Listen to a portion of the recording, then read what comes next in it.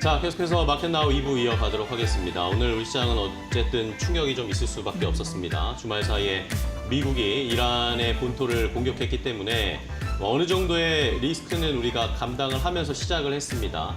그런데 또 생각보다 엄청나게 또 하락이 크게 나오는 것은 아닌 상황이어서 네네. 조금 더 지켜보긴 해야 될 것 같아요. 아시아 시장이라든지 오늘 밤에 또 미국 시장이 어떻게 반응하는지도 좀 보면서 대응을 해야 되겠습니다. 지난주에 코스피 3,000을 달성하자마자 또 이 주말에 이런 리스크가 발생을 해서 좀 아쉽기는 한 상황인데 네. 뭐 호르무즈 해협이 막히는 거 아니냐, 뭐 전쟁이 장기화되는 거 아니냐 이런 이야기들을 계속 시장을 불안하게 하고 투자자분들을 불안하게 하고 있지만 늘 말씀드리죠. 긴 안목에서 역사적으로 봤을 때 지정학적 리스크는 늘 기회였습니다. 그런 것들을 상기를 하시면서 흔들리지 않는 투자를 하시는 게 일단은 가장 중요한 것 같습니다. 네, 국내에 좋은 시그널들은 지속적으로 포착이 되고 있습니다. 연기금의 매수세 때문에 증시가 한 단계 레벨업했다면 지금은 외국인 매수세가 좀 지탱해주는 흐름들이 나타나주고 있습니다. 달러 원환율 이런 부분이 좀 안정된다면 추가적으로 매수 가능성은 조금 더 높다라는 흐름들이 나오는 거고 지금은 돈의 힘, 유동성 장세라고 말씀드렸는데 한 곱이 또 넘으면 이제 실적 장세로 가는 거잖아요. 우리에게 희망찬 부분들이 있으니까 정말 말씀해 주셨다시피 조정 시 매수 확대할 수 있는 기업들이 뭐가 있을지 그 고민에 집중해 보십시오. 네. 자, 오늘 일단은 우리 시장이 어떻게 버티느냐, 마지막까지 네. 어떻게 버티느냐가 제일 중요한 것 같습니다. 우리 자체의 모멘텀, 거버넌스 개혁 이런 것들의 힘이 더 받을지 아니면 이 지정학적 리스크에 대한 불안 심리가 더 강할지 이걸 마지막까지 잘 지켜보셔야 되겠고요. 자, 그럼 일단은 뭐 1시간 정도 시장이 지났는데 어떻게 움직이고 있는지 궁금합니다. 최훈 앵커와 함께 알아보도록 하겠습니다. 네, 오늘 양시장 모두 다 조정받고 있습니다. 코스피, 코스닥 모두 다 1% 이상의 하락세로 거래가 되고 있는데요. 코스피 3,000선 아래로 떨어졌습니다. 오늘 장중한 때는 2,970선까지 떨어지기도 했는데 모두가 예상했던 조정이었던 것 때문일까요? 반발 매수세가 금세 들어왔습니다. 현재 구간에서도 2,990선까지 올라가면서 다시 한번 3,000선을 바라보고 있습니다. 오늘 시장 1% 조정 받아가는 가운데 반도체 기업들이 약간 아쉽습니다. 중국 내에서 삼성전자, SK하이닉스가 장비를 빼앗을 수도 있다라는 우려감 나오고 있습니다. 이에 따라서 오늘 삼성전자, SK하이닉스 모두 다 하락세 나타내고 있는데 특히나 삼성전자는 사실 SK하이닉스와 비교해보면 올라간 주가 흐름은 사실 크지는 않습니다. SK하이닉스 같은 경우 26만 원대 넘어가면서 52주 신고가를 경신하긴 했지만 삼성전자도 SK하이닉스만큼 올라가지 못했는데 빠질 땐 더 빠집니다. 보시다시피 낙폭이 조금 더 큰 부분을 함께 확인하실 수 있고요. 9시 30분을 기준으로 했을 때 외국인들의 매도량이 집계가 됐습니다. 이 삼성전자에 대해서 매도량이 좀 크게 집계가 되면서 지수가 함께 빠지고 있는 모습 보여주고 있습니다. 반도체 쪽으로는 계속해서 이렇게 외국인들의 매도가 이어질지 그 여부를 확인해 보시는 게 중요해 보이고요. 또 그리고 지난 금요일 시장에서 2차 전지 쪽으로 반발 매수세가 들어왔습니다. 시장에 순환매 돌고 있습니다. 지수가 잘 가다 보니 순환매 장세가 이어지고 있는 가운데 지난주 금요일 시장에서 올라갔던 2차 전지 쪽으로 빠르게 좀 차익 실현 매물들이 나오고 있는 모습 보여주고 있습니다. LG엔솔 같은 경우에는 3.6% 넘게 하락세 나타내고 있고요. 그리고 이렇게 하락장 속에서 절대 멈추지 않는 종목 한 가지 눈에 띕니다. 두산 에너빌리티가 아닐까 싶은데요. 7.3%대 상승 흐름 나오고 있습니다. 원전 쪽은 워낙 강합니다. 정책 모멘텀도 있고요. 물론 지정학적 리스크가 있긴 하지만 지정학적인 모멘텀으로 올라갔던 종목과 업종이 아니기 때문에 정책 모멘텀은 여전히 살아있다는 증권사 코멘트도 나오고 있습니다. 오늘도 함께 상승 탄력을 받아가고 있고 두산 에너빌리티만 올라가는 것이 아니라 원전 쪽으로는 이번 주에 스케줄도 많고 모멘텀도 많기 때문에 관련주들도 함께 상승 탄력을 받아가는 흐름 보여주고 있습니다. 그리고 오늘 시장에서 눈에 띄는 또 한 가지 업종 종목입니다. 멈출 줄을 모르는 상승세인데 네이버입니다. 오늘도 4% 가깝게 상승 흐름 나타내고 있습니다. 다시 한번 52주 신고가를 경신하면서 거래가 되고 있는데요. 시장은 전반적으로 조정인데 결국에는 주도주에 대해서는 조정의 빌미를 전혀 주지 않는 그러한 시장입니다. 말 그대로 지수는 약간 떨어지고 있지만은 투자 심리는 살아있는 어떻게 보면은 굉장히 아이러니한 장이다라는 생각도 드는데 네이버 3.9%대 상승, 카카오 1.7%대 상승 흐름 나오면서 오늘 시장에서 강력한 상승 탄력 받아가고 있고요. 카카오페이도 역시나 마찬가지로 현재 구간에서 12%대 상승 흐름 나오고 있습니다. 그리고 오늘 시장 지수 대비해서 언더퍼폼하는 업종 한 가지 있습니다. 바로 완성차 업종인데요. 현대차 3.8%대 조정, 기아는 3.6%대 조정입니다. 자동차 업종이 사실 가장 의견이 극과 극으로 나뉘는 업종이 아닐까 싶습니다. 가격이 저렴하다. 그리고 글로벌 다른 피어 그룹들 같은 경우에는 계속해서 배당금 깎고 있는데 영업이익률과 배당금 측면에서 현대차, 기아 여전히 괜찮다라는 코멘트를 남기는 증권사도 있고요. 반대로 자동차는 지금 이익 상향이 없기 때문에 볼만한 업종과 종목은 아니다라고 이야기를 하는 증권사도 있습니다. 오늘 시장의 해답은요. 결국에는 실적에 잘 가는 잘 나오는 업종과 종목들은 조정의 빌미를 주지 않는다라는 생각이 듭니다. 그렇다면은 지금 코스닥 내에서의 흐름들은 어떻게 흘러가고 있을까요? 이어서 만나보시죠. 저희가 보여드리는 이 맵이 빨간색이 하락인데 하락장이 아주 좀 깊게 나타나는 그러한 흐름 보여주고 있네요. 상승하는 종목이 몇 없습니다. 상승하는 종목부터 볼까요? 파마리서치 초록불 켜내고 있습니다. 4%대 상승 흐름 나오고 있는데 파마리서치는 지난주에 인적 분할을 공시한 이후로 주가가 연이어서 하락하기만 했습니다. 물론 좋은 장 안에서 상승 흐름이 나오는 날도 있었지만 결국에는 주간 기준으로 봤을 때는 하락하면서 거래를 마감을 했는데요. 시장 참여자들은 파마리서치가 이 정도면 저점이다라고 오늘 인식을 한 듯합니다. 다른 종목이 다 떨어지니 살 종목도 없고 오늘은 파마리서치 쪽으로 오히려 매수세가 강력하게 들어오는 흐름 보여주고 있습니다. 4%대 상승 흐름 나오고 있고요. 그리고 또 다른 좀 특징적인 종목이 휴젤이 아닐까 싶습니다. 최근 들어서 파마리서치가 떨어지면서 휴젤의 주가가 상승 탄력을 받아왔고 시가총액 한 계단 위를 올라오는 흐름을 보여줬는데 오늘 같은 하락장 속에서도 결국에는 주가 흐름을 굉장히 꿋꿋하게 잘 버텨주고 있는 기업이라고 할 수 있겠습니다. 그리고 오늘 대체적으로 하락세 나오고 있습니다. 시가총액 1위 기업인 알테오제 3% 조정 나오고 있고요. HLB 3.7%대 조정, 펩트론 5%대 조정. 그리고 오늘 시장에서 보시다시피 반도체 소부장 쪽도 역시나 마찬가지로 타격 큽니다. 리노공업 2.9%대, 테크윙 4.7%대, 그리고 TCK는 2.5%대, 동진세미캠 4.2%대 조정 나오고 있고요.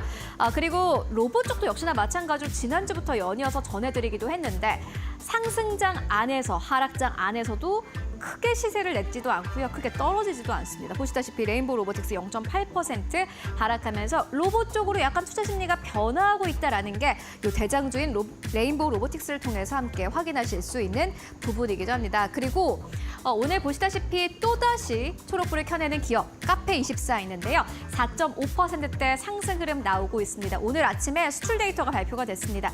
오늘 화장품주도 굉장히 하방 압력을 단단하게 견디고 있는 모습 보여주고 있습니다.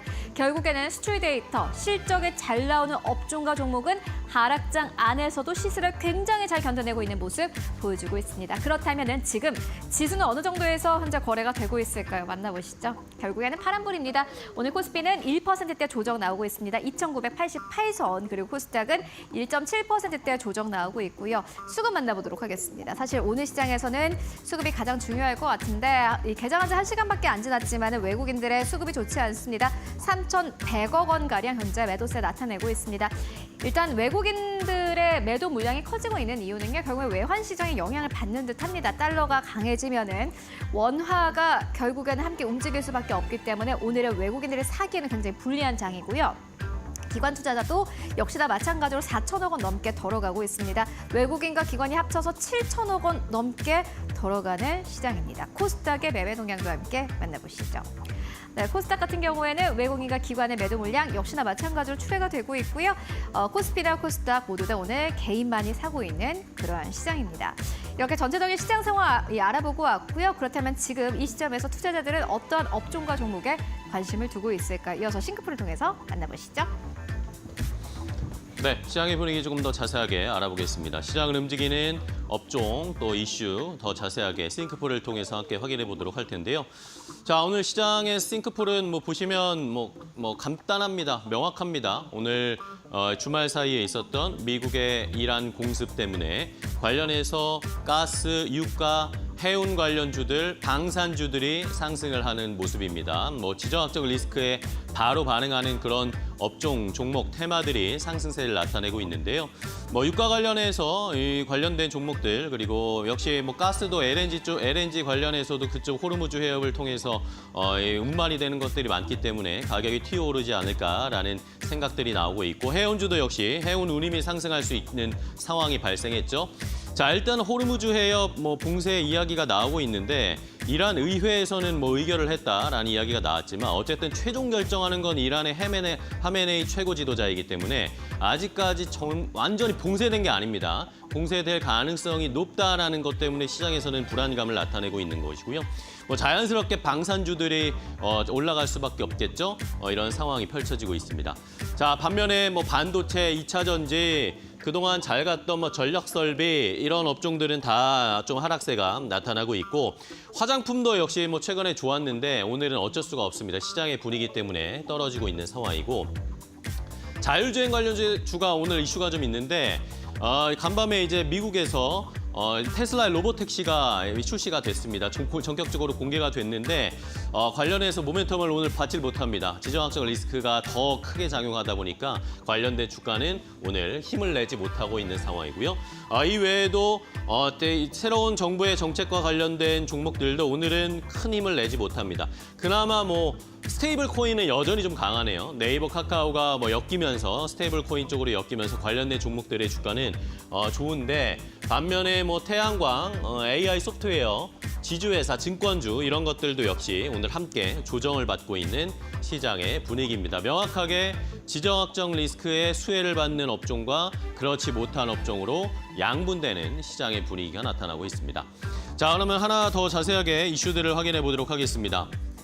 자, 주말 사이에 놀라셨죠? 뉴스 보시다가 이란이 직접 이제 미국이 이란을 직접 타격하는 일이 발생을 했습니다. 지난 금요일에도 저희가 관련해서 전문가를 모시고 이야기를 나누는데 그때 이제 말씀해 주신 것이 공격할 가능성이 높다라고 계속 얘기를 해주셨는데 실제로 이렇게 빠르게 공격을 진행할 줄은 몰랐습니다.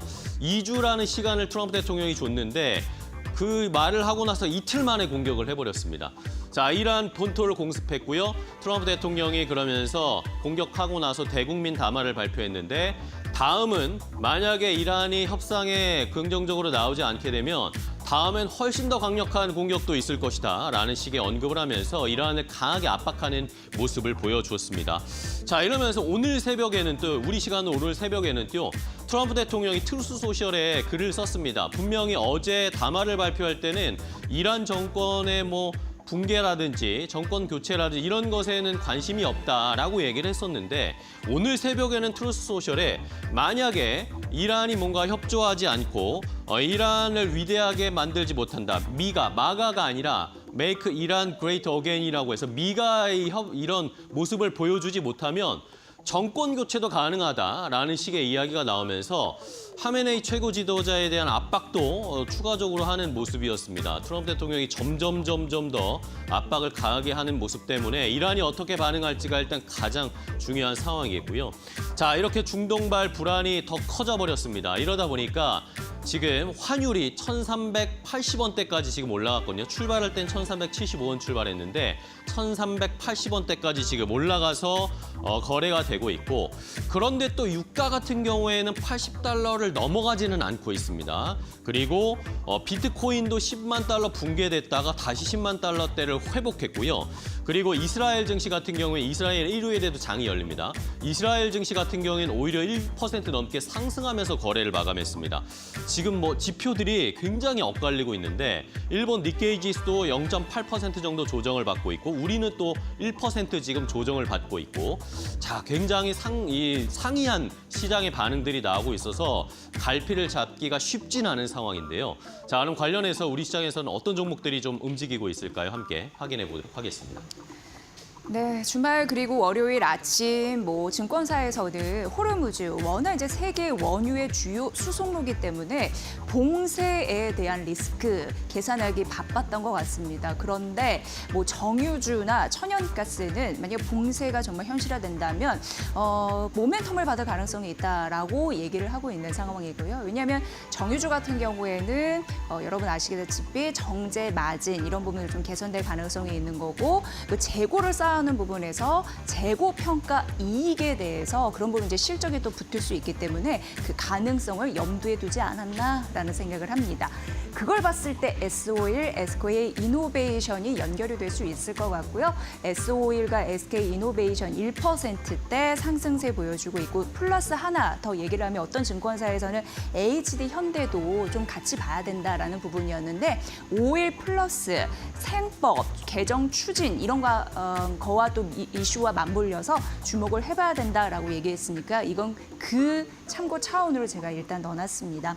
SK 이노베이션은 실적 개선에 대한 좀 기대치가 있었습니다. 2분기 그리고 3분기 실적 추정치를 높여야 된다라는 부분이었는데 그 증권사에서는 SK 이노베이션 2분기 실적이 한 607억 원 정도, 670억 원 정도 예상을 하면서 영업이익이 턴어라운드 할 거라고 예상했습니다. 근데 쪼개서 살펴보면 정유화학 이쪽은 210억 원 손실이 날 것으로 예상되는데 그럼에도 불구하고 손실폭이 좀 제한되지 않겠느냐 이렇게 언급을 했습니다. 왜냐? 지난달 말부터 정제 마진 이 부분이 좀 개선이 됐고 이달 이 유가가 가파르게 오르고 있잖아요. 그래서 손실폭이 줄어들 것이다라고 분석했으니까 실적 개선에 대한 기대감 맞겠죠. 1%대 반등하면서 10만 원 선 위로 상승하고 있다는 점 말씀드리도록 하겠습니다.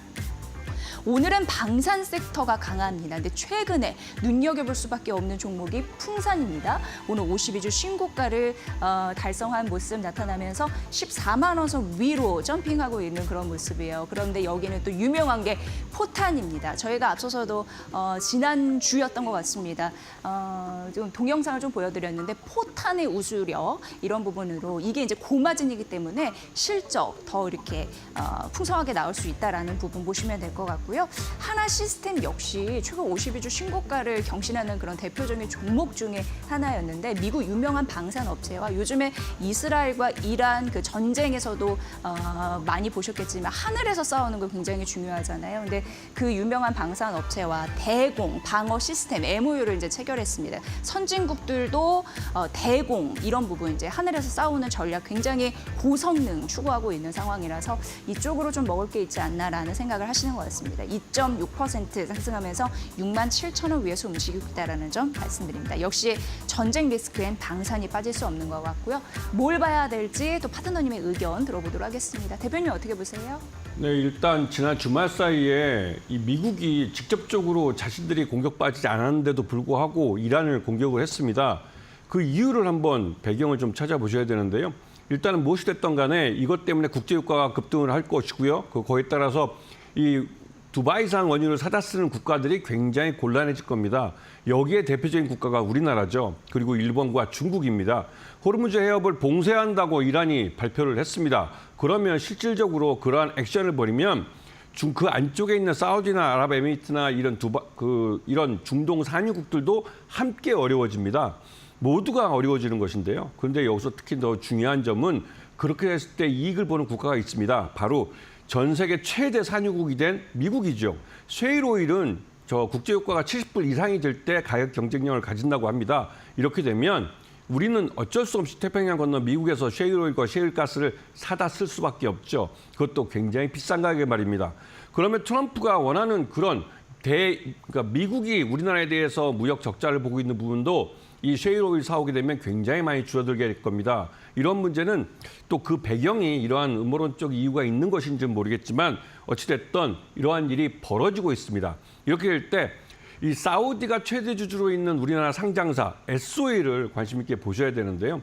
기본적으로 우리나라는 3개월치 석유를 국내에 비축하고 있습니다. 그리고 3개월치는 바다에 떠서 유조선에 실려서 오고 있죠. 그런데 그 많은 양이 호르무즈 해협을 통과해서 우리나라로 옵니다. 그게 이제 아람코에서 수출하는 것인데요. 그걸 S-오일이 받아서 정제를 해서 우리나라에서 팔고 해외 수출도 하는 겁니다. 그렇기 때문에 S-오일은 그 모회사인 아람코, 우리 금세기에 21세기에도 여전히 망하지 않은 회사로 알려져 있는 아람코의 자회사인데요. 그런 S-오일은 일단은 지금 이 국제적인 위기에 국제유가가 오르고 하는 그 혼란한 양상 속에서도 S-오일은 실적을 낼 가능성이 큽니다. 그런 의미에서 S-오일을 관심 있게 보시는 게 좋으실 것 같고요. 전반적으로 우리 경제 모두에 이 국제유가가 오른다는 것은 에너지 비용을 상반시키기 때문에 인플레이션 리스크가 있고 경제 전반에 걸쳐서는 별로 좋지 않고 우리 증시에도 별로 좋지는 않습니다. 그래도 투자자라면 살 구멍을 찾으셔야 되는 타이밍입니다.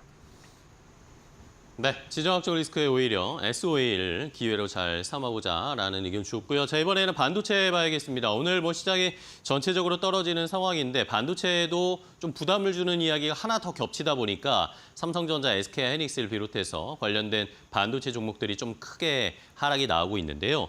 자, 주말 사이에 또 트럼프 행정부가 이번에는 삼성전자, SK하이닉스에 대해서 중국 공장에 대한 미국산 장비 공급을 제한하겠다 이런 이야기가 나왔습니다. 그러니까 중국에 공장이 있는 삼성전자, SK하이닉스도 중국에 공장이 있거든요. 근데 여기에 미국산 장비를 대주지 않겠다라는 겁니다. 그러면 이제 생산에 차질이 생길 수도 있고 여기를 어떻게 대응해야 할지 또 골머리를 썩을 수밖에 없는 상황인데요. 일단은 뭐 삼성전자, SK하이닉스 모두 중국에 공장이 있지만 여기서 뭐 최첨단 메모리 아니면 최첨단 반도체를 만드는 건 아닙니다. 그래서 뭐 큰 타격이 없을 거다라는 그런 해석들도 좀 있는데 일단은 뉴스가 여기 영향을 주다 보니까 오늘 뭐 시장의 부담도 있고 미국발 이 반도체 장비 못 쓰게 되는 것에 대한 부담 때문에 함께 주가가 좀 내려가고 있습니다. 자, 뭐 우리에게만 그런 건 아니고 TSMC에게도 뭐 똑같은 얘기를 했다고 하니까 앞으로의 추이를 좀 지켜보면서 어느 쪽에 피해가 더 갈 것인가 아니면 뭐 상대적인 반사 수혜를 볼 수도 있는 상황을 한번 계산을 해봐야 될 것 같습니다. 자, 여기에다가 오늘은 또 이제 수출 데이터가 발표가 됐는데요. 6월 1일부터 20일까지 지난주까지의 수출 데이터를 확인을 해보니까 일단은 수출은 지난 6월보다 어쨌든 8.3% 전체적으로 좀 증가를 했습니다. 근데 뭐 그래도 좀 긍정적인 것은 반도체 수출이 또 많이 늘었어요. 21%나 증가하는 수치를 보였기 때문에 최근에 어쨌든 D램 가격도 올라가고 있고 반도체 수출도 좀 회복되고 있고 이런 것들을 봤을 때 이제 7월에 삼성전자, SK하이닉스 실적이 나올 텐데 여기에서 그래도 조금 괜찮은 개선된 실적을 한번 바람을 가져볼 수도 있겠고요. 자, 그럼 뭐 리트머스 시험지가 될 수 있는 마이크론 테크놀로지의 실적이 이번 주에 발표가 됩니다. 우리 시간으로는 26일 목요일 새벽에 미국 시간으로 25일에 마이크론 테크놀로지의 실적이 나오니까 이걸 좀 확인을 하면서 전반적으로 반도체 업황이라든지 실적이 어느 정도 나올지 우리나라 삼성전자, SK하이닉스도 미리 좀 대비를 해야 되는 여러 가지 좀 이슈들이 있다라는 거 확인을 해보셔야 되겠습니다. 자, 일단 오늘은 조금 눌려 있는데 반도체 관련된 종목들 주가 어떻게 움직이는지 확인해 보겠습니다. 네, 눌려있는 반도체 관련주 개별 이슈를 중심으로 말씀드리도록 하겠습니다. SK하이닉스, 삼성전자는 외국인의 그 수급이 좀 엇갈리고 있는 상황입니다. 삼성전자가 장 초반 외국인의 매도세가 3거래 연속 이어지고 있고 73만 주 정도 지금 집계가 되면서 2.8% 하락하고 있죠. 5만 8천 원 밑에서 움직이고 있다는 점. SK하이닉스는 오늘 좀 빠지고 있는데 그래도 외국인의 매수세가 3거래 연속 붙고 있다는 점 좀 대비가 됩니다. SK하이닉스는 오히려 목표 주가 상향 흐름들이 최근 나왔죠. 35만 원짜리 다올 투자증권에서 나왔습니다. 지금 7월부터 8월 AI 수요, 특히나 B2B, 기업 대 기업 간 수요가 확대가 되면서 이런 긍정적인 시그널 단서들이 확인이 되고 있다라는 얘기도 덧붙여졌으니까 이 부분도 참고해 보시고요. 오늘 25만 원 선 그래도 견조하게 그동안 좀 올랐으니까 움직이고 있다라는 점 말씀드립니다. 어쨌든 SK하이닉스에 대한 긍정적인 훈풍, 왜냐하면 반도체 업종에 대한 멀티플 상승 효과를 누려야 된다라는 증권사의 시각이 좀 대다수여서 이런 부분 좀 잘 생각해 보시면 될 것 같고요.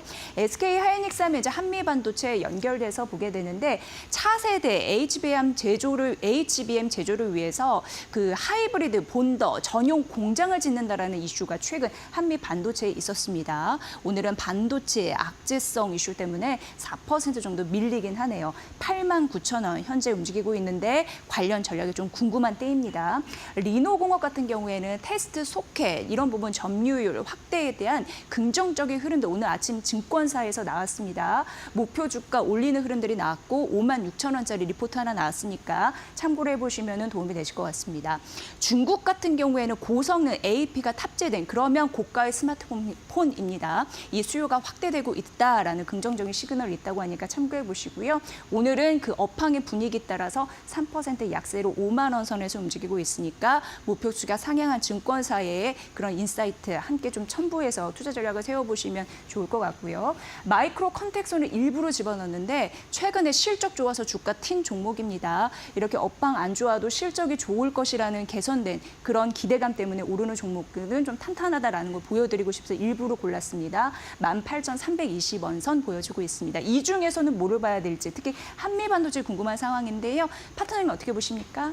네, 지금 그 트럼프도 예전에 여러분 기억나실지 모르겠지만 2019년도에 7월 달에 갑자기 일본의 아베 수상이 우리나라에 대해서 반도체 소재와 장비를 수출하지 못하도록 하겠다고 해서 굉장히 큰 혼란을 가져왔죠. 그리고 나서 아마 6개월 후인가 우리 한국 삼성전자 같은 경우는 아예 소재를 국산 기업을 통해서 국산화해 버렸습니다. 그리고 미국에, 그러니까 일본의 그 2위와 3위를 하는 소재 업체들이 중국 공장을 통해서 이 삼성전자나 SK하이닉스에게 소재를 계속 공급해 줬죠. 그래서 우리나라 삼성전자도 SK하이닉스도 반도체 생산 라인이 멈추지 않았습니다. 근데 중요한 건 일본 내에만 공장을 갖고 있던 일본 기업은 결국 시장 점유율을 잃어버리게 했고 나중에 그 기업은 우리 한국에 직접 공장을 짓고 진출했습니다. 그렇듯이 요번에 미국 트럼프에서 내놓는 정책은 이건 역시 반도체 장비 쪽에서 중국 기업들을 자극할 수 있는데요. 하지만 기술적으로 반도체 장비도 그렇고 소재 쪽도 그렇고 우리 한국 기업들에게 더 기회가 있습니다. 그런 면에서 한국의 반도체 장비와 소재 업체들을 좀 보셔야 되는데요. 중국의 반도체 업체들한테 이 납품할 수도 있고 삼성전자나 SK하이닉스의 공급을 더 늘릴 수도 있습니다. 그런 면에서 한미 반도체 같은 경우는 대표적인 HBM 반도체를 만들 수 있는 TC 본더라는 것을 장비입니다. 반도체 장비를 만드는 회사인데요.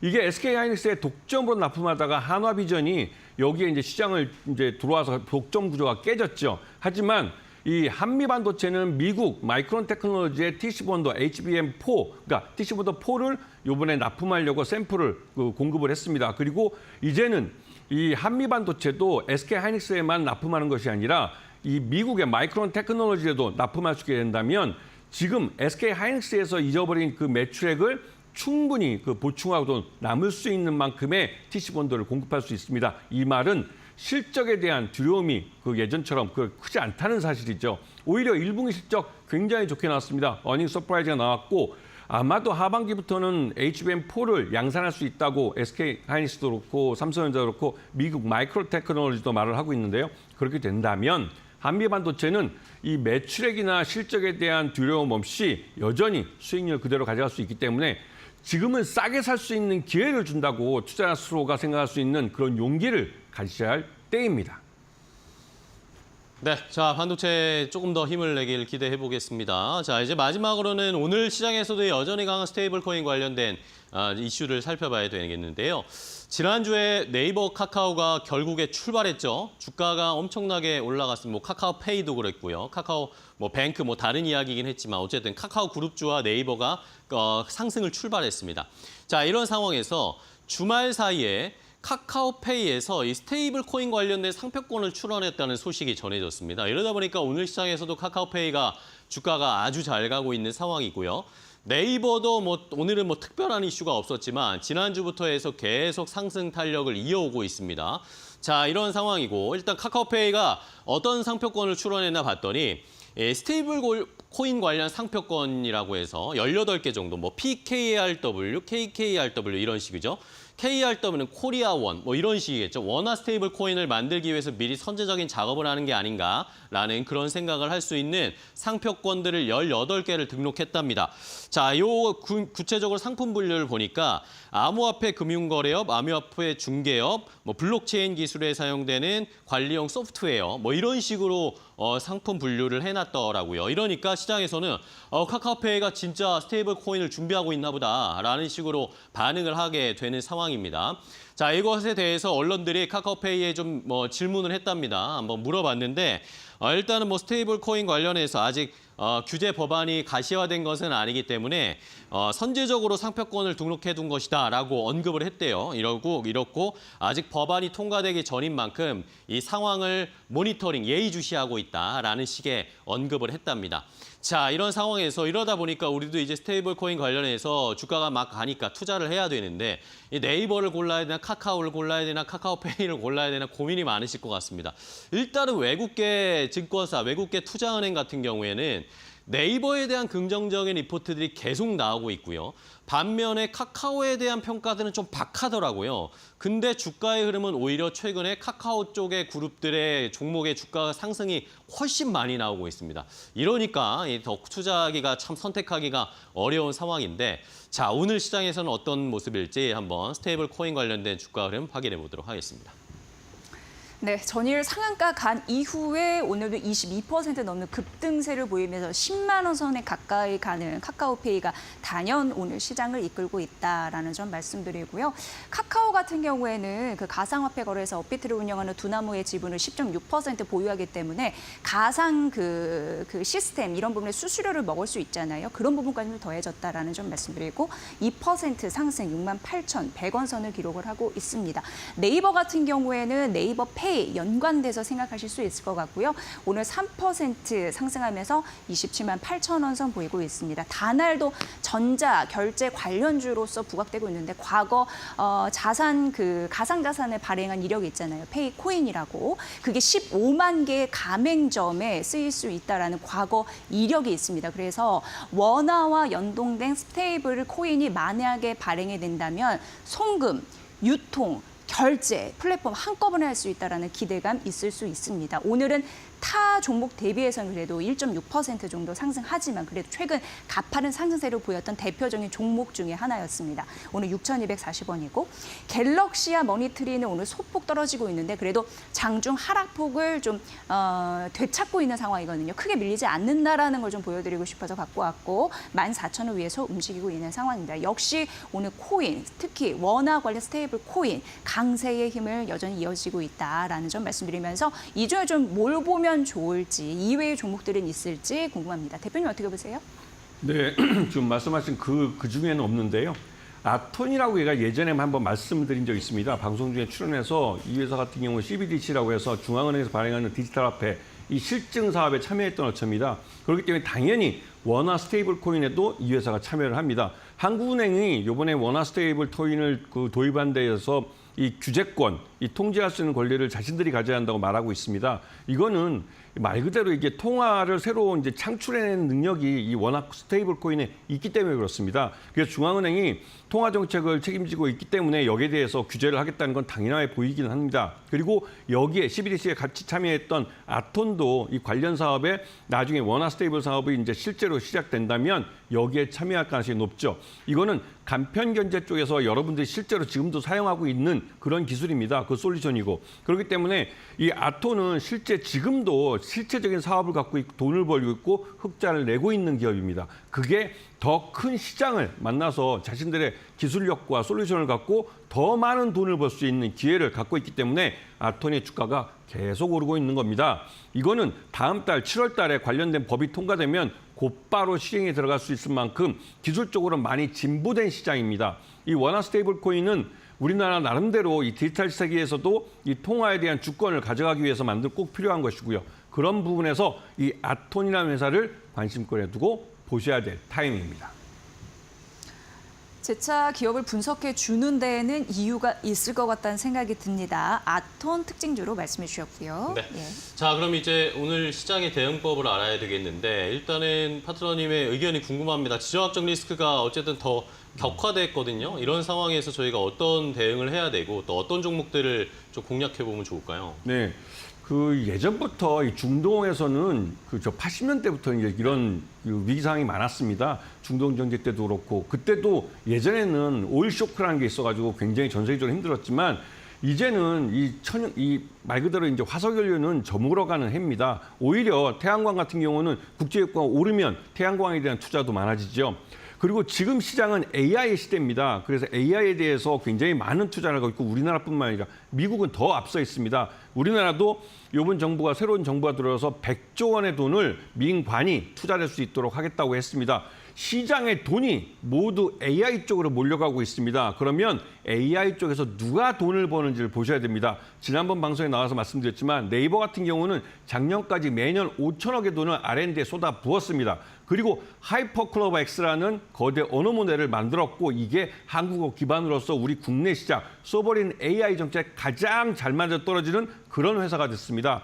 그런 네이버가 지금 주가로 숫자로 여러분에게 보여주고 있습니다. 그렇다면 이 회사가 계속 갈 것이냐? 물론 등락은 있겠죠. 하지만 이 네이버 같은 경우 돈을 버는 하이퍼클로버 X라는 것을 이미 만들어서 시장에 팔면서 돈을 벌고 있습니다. 매 분기마다 실적으로 여러분들이 확인할 수 있고 그에 따라서 기업 가치를 다시 한번 계산해 보시면서 보유를 더해갈 것인지 아니면 이 회사가 어디까지 갈 수 있는지를 판단해 보시면서 계속 지켜볼 필요가 있는 그런 시장입니다.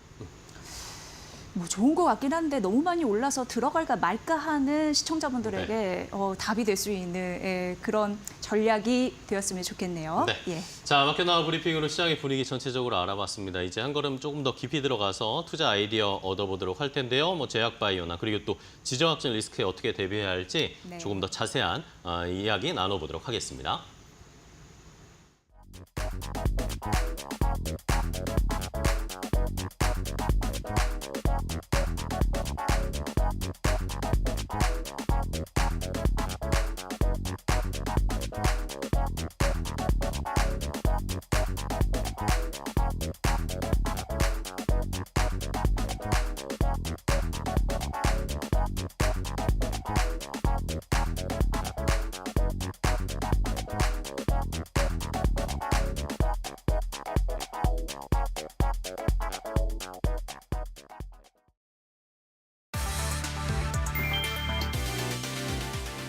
공인중개사협회가 부동산 매물을 보러 가는 임장 활동 시 공인중개사의 비용을 지불하도록 하는 임장기본보수제 제도 도입에 속도를 낸다. 22일 업계에 따르면 한국공인중개사협회는 임장보수제 도입을 위해 정치권과 만남을 계획 중인 것으로 알려졌다.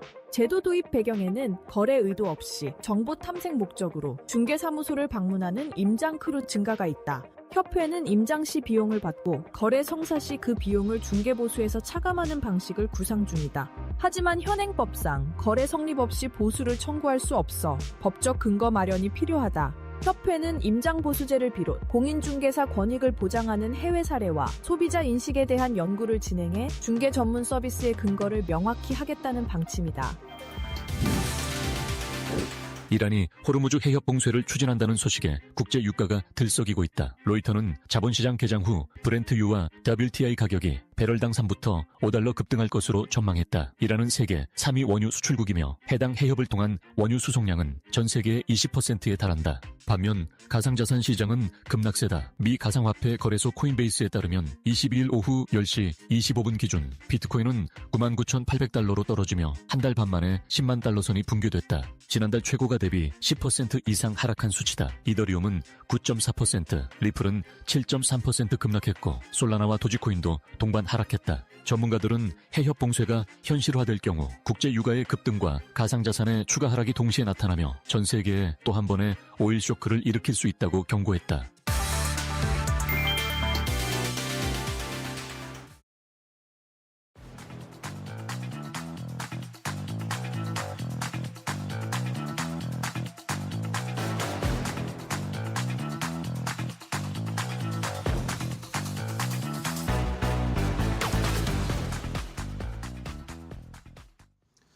자, 마켓나우 2부와 함께하고 계십니다. 우리 시장은 일단은 낙폭을 많이 줄였습니다, 지금. 0.7%대까지 낙폭을 줄이면서 2,999포인트까지 왔습니다. 다시 한번 3,000 재도전하고, 3,000 지금 딱 다시 돌아왔습니다. 3,000.19포인트로 지금 코스피가 일단은 하락을 많이 줄이면서 3,000선을 다시 회복하려는 시도를 하고 있고요. 하지만 외국인이 현선물을 좀 많이 팔고는 있습니다. 외국인이 4천억 원 가까이 현물 매도, 선물에서는 6천억 원 넘게 매도하고 있고 개인이 지금 엄청나게 매수가 들어오고 있습니다. 1조 가까이 개인들이 코스피를 지금 열심히 매수를 하면서 코스피를 끌어올리고 있는 상황입니다. 코스닥도 마찬가지인데 코스닥도 개인 투자자들이 1,500억 원 가까이 순매수를 하면서 낙폭을 줄이고 있는데 코스닥은 아무래도 낙폭은 아직 회복하기가 조금 부담스러운 상황입니다. 1.9% 하락세 나타내고 있습니다. 자, 중국 쪽의 출발 상황도 보겠습니다. 중국은 지난 금요일에 약보합권 상해 종합지수 마감했는데 오늘도 0.3%대 하락으로 출발했고요. 홍콩 항생지수는 지난 금요일에는 상승 오히려 마감을 했는데 오늘은 0.8% 하락하면서 출발을 하면서 시장이 역시 지정학적 리스크, 이 이란과 미국의 충돌에 아무래도 좀 부담을 받고 있는 상황입니다. 일본 니케이 지수도 근데 0.5%대까지 낙폭을 좀 줄이면서 장 초반보다는 일단은 조금씩 안정을 찾아가는 모습을 나타내고 있는 상황입니다. 자, 그럼 이제 오늘 한 걸음 더 깊이 들어가서 시장에서 제약바이오 쪽에 오늘 이야기를 좀 하면서 혼란한 시장이지만 투자 아이디어를 좀 얻어보도록 하겠습니다. 오늘은 이데일리 바이오 플랫폼 센터의 석지연 기자와 이야기 나누겠습니다. 안녕하세요, 기자님. 네, 안녕하세요. 네, 반갑습니다. 자, 주말 사이에 지정학적 리스크 때문에 정신은 없지만 저희 제약바이오 쪽에 이야기를 좀 나눠보도록 하겠습니다. 자, 여러 가지 제약바이오 업종의 종목들이 있지만 우리가 또 새로운 기업들을 좀 살펴봐야 될 것 같아요. 상장을 준비하고 있는 기업들도 있다고 하는데 립스메드라고 제가 이야기를 들었는데 어떤 회사인지 또 왜 이걸 주목해야 되는지 한번 살펴볼까요? 네, 일단 이 기업의 기업 가치가 지금 밸류가 거의 1조 원을 육박합니다. 상당히 높은데요. 국산 의료기기 업체 중에서 이제 상장 전에 밸류가 이렇게까지 높은 기업은 없었습니다. 그래서 이제 저도 좀 이제 호기심이 생겨서 이 기업을 좀 자세히 살펴봤는데요. 일단 이 기업은 외과 수술 기구를 만든 회사입니다. 구체적으로 이제 복강경 수술을 할 때 이 기구를 쓰는데요. 예전에는 주로 개복술이라고 이 배를 완전히 이제 갈라서 이제 수술을 하는 그런 게 일반적이었지만 이제 수술 후 회복 과정도 그렇고 흉터 미용적인 시각 측면에서도 그렇고 개복술은 이제 거의 쓰지 않게 됐고 이제는 복강경 수술을 합니다. 그래서 복부에 작은 구멍을 내고 거기에 카메라를 넣고 이제 수술 기구를 넣어서 이제 빠르게 종양을 제거한다던가 혈관을 이제 시술한다던가 하는 거거든요. 리브스메드의 이제 핵심 제품은 지금 화면에 보시는 것처럼 아티센셜이라고 의사들이 이제 저기 집게 부분에 손가락을 넣어서 저렇게 그 끝에 집게 끝 부분을 활용해서 수술을 하는 겁니다. 오른쪽에 손에 잡는 거죠? 그렇죠. 그래서 이제 엄지와 검지를 저기다 넣고 이제 수술을 하는 건데요. 이제 저 기구의 특징이 뭐냐면 맨 왼쪽에 저 집게가 이렇게 회전하는 듯한 이미지가 있죠. 네, 저게 상하 좌우 90도 회전이 가능한 건데 이 90도 회전이 가능한 걸로는 세계 최초입니다. 그러면은 말씀해주신 상하 좌우 90도로 회전한다는 게 사실 잘 이해는 안 되는데 이게 이렇게 되면 뭐가 좋은 거죠? 이렇게 되면은 사실상 이제 360도 이렇게 관절처럼 손가락처럼 회전이 가능하기 때문에 예전에는 기존에 나왔던 거는 일자형 집게였습니다. 이렇게. 그냥 자르는. 네. 이걸로 이제 실도 묶고 이걸로 이제 안에 들어가 가지고 디테일한 그런 수술까지 다 해야 되기 때문에 의사분들께서 굉장히 힘들어하셨습니다. 그렇죠. 네, 그런데 저게 저렇게 집게로 상하 좌우 다 움직여지면 수술 과정이 훨씬 쉬워지는 겁니다. 그렇네요. 이게 움직이는 반경도 넓어질 거고 이 접촉할 수 있는 면도 넓어지겠네요. 공간도. 네, 그렇습니다. 그리고 이제 최소 침습이라고 이제 예전에는 일장 집게를 했을 때는 반경이 이제 좁으니까 더 이제 찔 수도 있잖아요. 그렇겠네요. 그렇지만 이걸 넣으면 이제 거의 째지 않고도 수술을 마무리할 수 있다는 점에서 의사분들을 제가 실제로 시술한 분들 만났는데요. 혁신적이라고 평가를 했고 게임 체인저 이런 반응들이 많은 게 그렇게 놀랍지 않을 정도였습니다.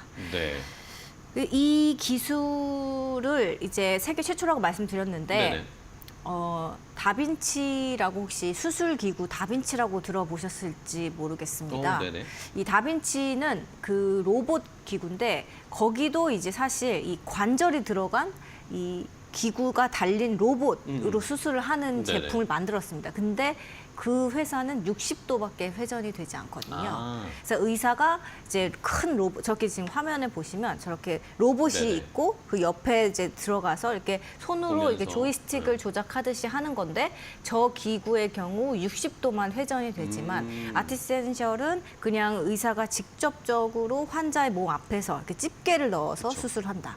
그런 점에서 다릅니다. 아티센셜은 로봇 수술 로봇 제품은 아니지만 네네. 핸드헬드, 손으로 잡고 하는 거. 저 인투이티브 서지컬 같은 경우는 저렇게 의사가 옆에 이제 로봇 기구를 두고 저렇게 화면을 보면서 하는 것이라는 점에서는 다릅니다. 네. 자, 그러면은 어쨌든 이 립스메드께 더 작고 조작하기도 더 쉽고 그걸 만약에 몸에 이렇게 투입을 했을 때도 움직일 수 있는 반경이 더 넓기 때문에 오히려 더 경쟁력이 있다라고 볼 수가 있겠는 거네요. 그러면은 뭐 가격 같은 것도 저희가 좀 살펴봐야 될 것 같긴 해요. 네, 그 로봇 수술이 훨씬 비쌉니다. 네. 최소 500에서 최대 1,400만 원 수준. 그래서 이제 환자들한테 어떤 많은 수술 옵션들을 제공한다는 점에서 리브스메드의 제품은 이제 그 아주 고가 보다는 이제 저렴한 가격이면서도 이제 개복술보다는 훨씬 더 진보된 그러니까 중간 형태의 어떤 옵션을 제공할 수 있다는 거고요. 지금 2019년부터 건강보험이 적용됐거든요. 이 수술에 그래요? 대해서. 그래서 환자들은 기존의 이제 일자형 집게로 수술하는 것보다 한 30만 원에서 뭐 그 정도 수준만 더 내면 이 아티센셜로 시술 받을 수 있다. 그런 점에서 상당히 경쟁력이 있다고 보겠습니다. 이제 로봇 수술은 비급여입니다. 보험 적용이 되지 않습니다. 그렇네요. 네, 상당히 차이가 많이 나는 그렇군요. 거죠. 그러면은 어쨌든 가격 우리가 수술을 받는 환자분들의 입장에서도 훨씬 몸의 부담도 덜 가고 그렇습니다. 가격도 어쨌든 건강보험 우리나라에서는 보험 적용을 받을 수 있는 상황이니까 네. 가격도 조금 더 그러면 더 시술하는 횟수가 늘어나겠네요. 그렇습니다. 자, 그렇다면은 어쨌든 이렇게 경쟁력 있는 기구를 우리나라 이 스타트업이라고 할 수 있는 회사에서 개발했다라는 거잖아요. 이게 실제로 아까 뭐 보험 적용이 된다고 했는데 그러면 실제로 지금 시장에서 많이 쓰여지고 있다라는 말이네요.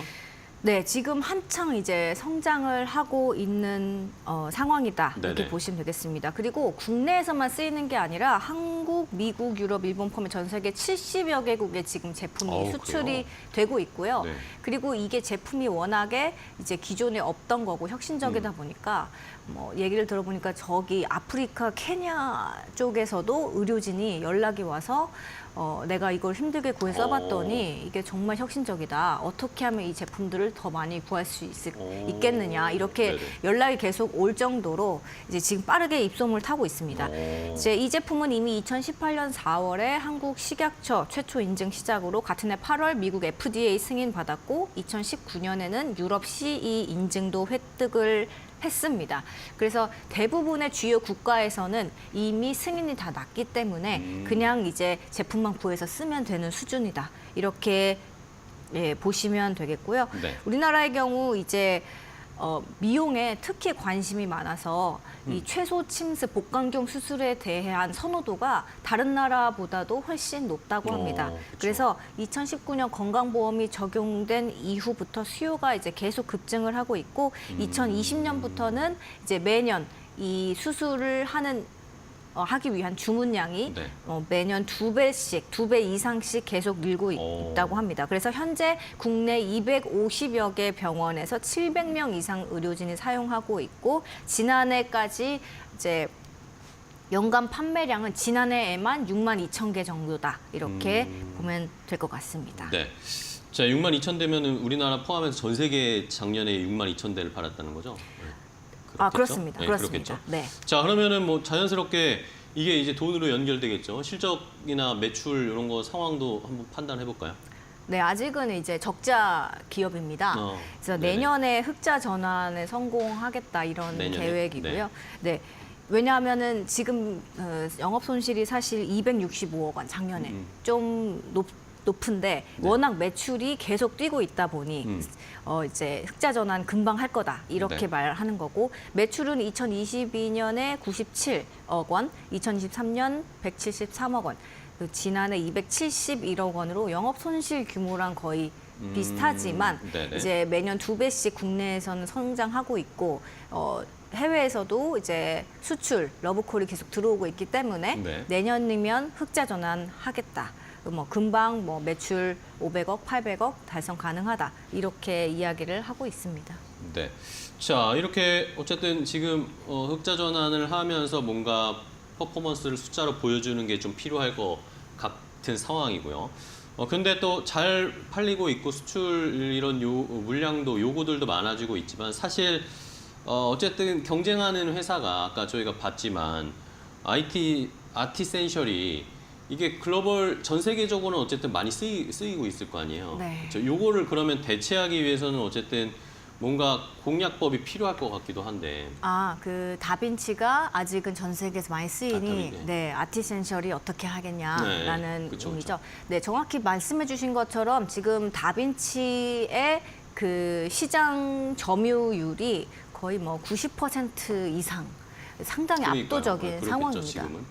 그런데 이제 말씀드렸듯 환자 입장에서 상당히 부담되는 비용이고 병원도 이 로봇 수술 기계 다빈치를 도입하려면 이제 거의 몇억 원 이상 그쵸. 써야 되기 때문에 그것보다는 훨씬 합리적인 가격대면서도 섬세한 시술이 가능한 이런 옵션이 새로 나왔다라는 거고 그리고 아티센셜이 그러면은 다빈치보다 수술을 했을 때 실제로 임상적으로 네. 그러면 얼마나 뭐 부작용이라던가 회복 시술이라던가 뭐 결과가 얼마나 좋냐라는 거에 대한 임상 논문도 여러 편 있습니다. 아, 그래요? 아티센셜에 관한 것만 지금 거의 100편에 달하고요. 오. 그 로봇 수술과 비교한 제품도 이제 그 논문에 많이 포함이 되어 있는데요. 실제로 하나의 예시를 들어드리면 직장암 환자에서 이제 복강경 수술을 했을 때랑 그 아티센셜을 사용했을 때랑 로봇 수술 다빈치를 사용했을 때 어떤 결과가 더 좋았냐를 보면 평균 수술 시간은 그 로봇 수술보다 86분 짧았고요. 그리고 직장암 환자를 이제 직장암 수술을 받으면 대부분 인공 항문을 이제 만들어야 네네. 한다고 해요. 그런데 이 인공 항문이 만들어지는 비율도 로봇 수술보다 35.6% 유의미하게 낮게 나왔다. 그러니까 수술 후 결과도 환자한테 훨씬 유리한 쪽으로 결과가 나왔다라는 거고 결국 이건 보면 아티센셜을 활용한 수술에서 인공 항문 만들 확률이 로봇 수술 대비 6분의 1 수준으로 낮았다라는 거니까 환자 입장에서는 이제 그쵸. 안 쓸 이유가 부담이 덜하겠네요. 없겠죠. 네, 그렇기 때문에 훨씬 빅파마긴 합니다. 네네. 인투이티브 서지컬은 시총이 아마 720조 원에 가까운 네네네. 엄청난 대기업인데요. 여기에 비었을 때 결코 뒤처지지 않는다라는 점 말씀드립니다. 네. 자, 그러면은 뭐 IT 센셜이 잘 이제 지금도 주문이 많이 늘어나고 있다니까 이런 걸로 좀 실적 회복을 하는 것을 저희가 잘 모니터링 지켜봐야 되겠고. 혹시 마지막으로 질문 드린 건 이거 말고도 또 혹시 다른 뭐라고 해야 되나? 다른 의료기기, 네, 제품 네. 이런 것도 있나요? 여기에만 집중된 건 아니에요? 아, IT 센셜에? 근데 추가로 4개 제품이 내년까지 네네. 이제 쭉쭉쭉 나옵니다. 그러니까 포트폴리오가 하나는 그래요? 아니다라는 말씀을 드리고 싶은데요. 일단 올해 이제 혈관 봉합기 아티실이라는 제품이 나옵니다. 이제 수술을 하다가 혈관에서 이제 뭐 지혈을 해야 될 때 혈관을 이렇게 막잖아요. 그러면 이제 그 아티실이라는 제품을 넣어서 혈관을 이렇게 이제 고데기 하듯이 이렇게 쭉 누르고 있으면 혈관도 끊기면서 바로 지혈까지 되는 그런 이제 수술 복강경 수술의 필수적인 제품들을 계속해서 만들 예정이라고 합니다. 네. 그래서 이제 미국 시장 같은 경우는 올해부터 본격적으로 진출을 해서 매출이 발생할 예정이고요. 지금 그걸 위해서 미국 최대 의료기기 구매 대행 그룹과도 올해 계약을 맺었고 그래서 지금 계속해서 제품을 공급을 하고 있어서 뭐 현재보다는 앞으로가 더 기대되는 기업이다라고 말씀드리고 싶습니다. 네, 알겠습니다.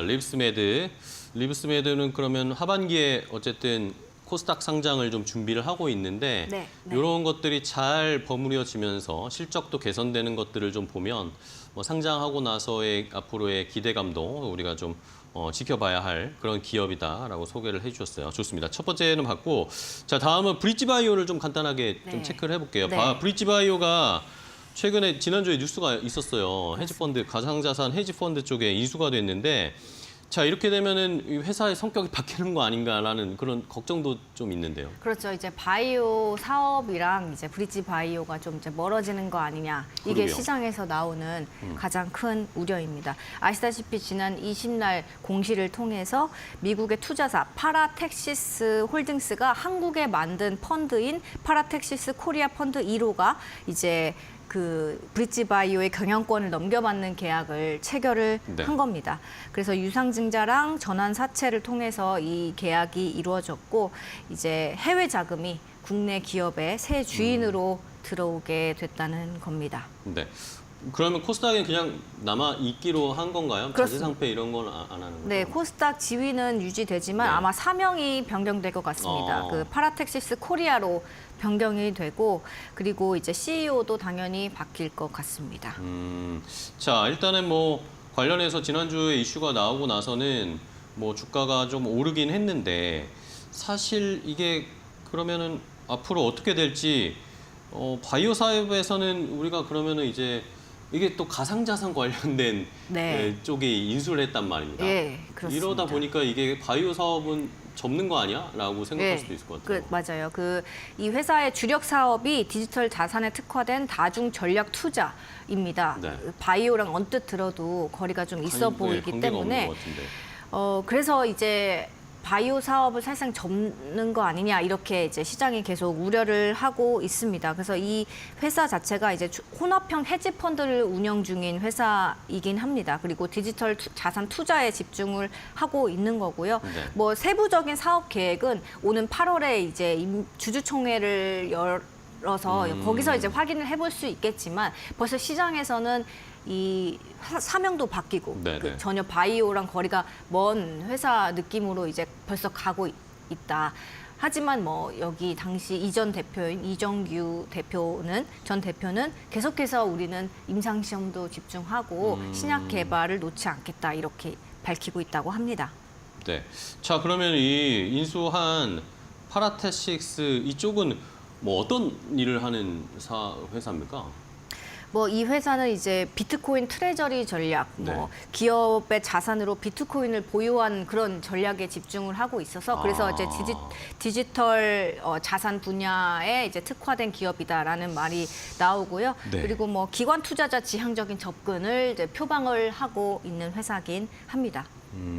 어쨌든 이러니까 걱정을 할 수밖에 없네요. 이 비트코인 뭐 요즘 뭐 핫한 게 가상자산 뭐 이쪽이긴 하지만 바이오 쪽 보고 투자하신 분들 입장에서 이제 난처해지는 상황이 좀 발생을 할 것 같은데 하필이면 이게 또 이 브릿지 바이오가 창립한 지 딱 10주년이 되는 요 타이밍에 또 이런 변화가 일어나게 됐고 또 어쨌든 최근에는 뭐 대규모 기술 이전 이런 것 때문에 기대감도 좀 있었잖아요. 물론 뭐 안 좋은 소식도 있긴 했지만 임상 실패 이야기 때문에 주가가 또 많이 떨어지기도 한 상황이었고 요 앞으로의 그러면 바이오 쪽에 앞으로의 개발 추이 계획들은 어떻게 뭐가 있다고 하던가요? 뭐 이제 BBT 877이라는 네네. 이제 파이프라인이 가장 대표적인데 상장 전에 이제 대규모 기술 이전에 성공하면서 시장 기대감을 한 몸에 받았고 네. 그 기대감을 타고 코스닥 시장에 상장을 했었습니다. 그때 당시 계약 규모가 1조 5천억으로 그 당시 국내 바이오 벤처 중에서 가장 큰 규모였는데요. 이제 2020년 11월에 코스닥 상장 이후에 이제 권리 반환, 그러니까 다시 이제 제품을 반환을 받으면서 이제 사업에 그때부터 이제 제동이 사실상 걸린 겁니다. 이 회사에. 그래서 이제 올해 들어서는 또 대형 악재, 재무 구조가 또 악화가 되면서 이제 법차손 비율을 충족하지 못해서 관리 종목으로 지정이 됐고, 또 이제 4월에는 이제 BBT 877을 원래 이제 권리 반환 한번 됐지만 또 다시 기술 수출하겠다라고 이제 시장에 원래 이야기를 했었어요. 네네네. 그런데 이제 글로벌 이상 1차 평가 지표 결과가 사실 충족을 하지 못했습니다. 네, 그러니까요. 자체 독성 이슈로 이제 개발받았지만 우리는 여전히 경쟁력이 있으니 다시 기술 수출을 하겠다라고 했지만 그걸 위한 어떤 관문, 필수 관문을 넘지 못했기 때문에 더 악화가 된 거죠. 그래서 이제 이 회사가 5거래일 연속 하한가를 맞았고 창립 이후 가장 큰 위기를 맞았고 그래서 이제 회사 내부 인력이 절반으로 줄고 바이오 사업과 결국은 그래서 이렇게 바이오 사업과 관련이 없는 해외 헤지 펀드의 경영권 넘기는 결과로 이어졌다 이렇게 보면 될 것 같습니다. 근데 이제 이정규 부디치 바이오 대표는 바이오 핵심 인력이 아직 있다. 네네. 그래서 신약 개발을 계속해서 하겠다. 그리고 파라텍시스와 이번에 협업을 해서 법차선 이슈는 해결이 됐으니까 오히려 우리한테는 이제 신사업 경쟁력에 좀 더 힘을 실을 수 있는 기회가 된 거다. 그래서 BBT 877 포함해서 4개 그런 다른 그 임상 단계 과제들이 있는데 이걸 계속 영위해 나가겠다 이렇게 이야기를 한 상태입니다. 네, 알겠습니다. 자, 일단은 뭐 브릿지 바이오 테라피틱스 조금 뭐 변화가 생겼는데 뭐 회사 입장에서는 여전히 뭐 사업 추진하는 사업 계속 할 거다라는 이야기를 하고 있어요. 8월에 뭐 주주총회 있다고 하니까 그때 어떤 입장을 밝히는지 저희도 한번 잘 지켜보게. 그때 한번 더 체크 좀 부탁드릴게요, 네. 기자님. 네. 오늘 석정 기자와 함께 이야기 나눠봤습니다. 오늘 좋은 인사이트 주셔서 감사하고요. 다음 시간에 또 뵙겠습니다. 네, 고생 많으셨어요. 감사합니다. 고맙습니다.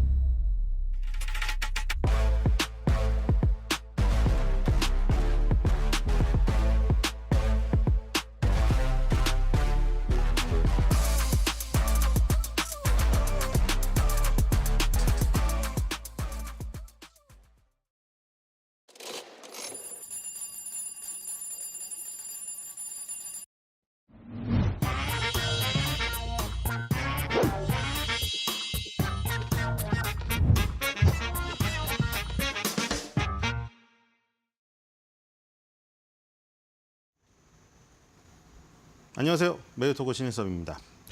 자, 방금 다시 3,000을 우리나라가 회복을 했네요. 우리 저력이 대단하죠. 그 이란 충격 때문에 3,000을 깨면서 시작해가지고 이거 3,000 오랜만에 갔는데 바로 내려오나 싶었는데 지금 다시 말아 올리면서 역시 우리나라는 굉장히 강력합니다.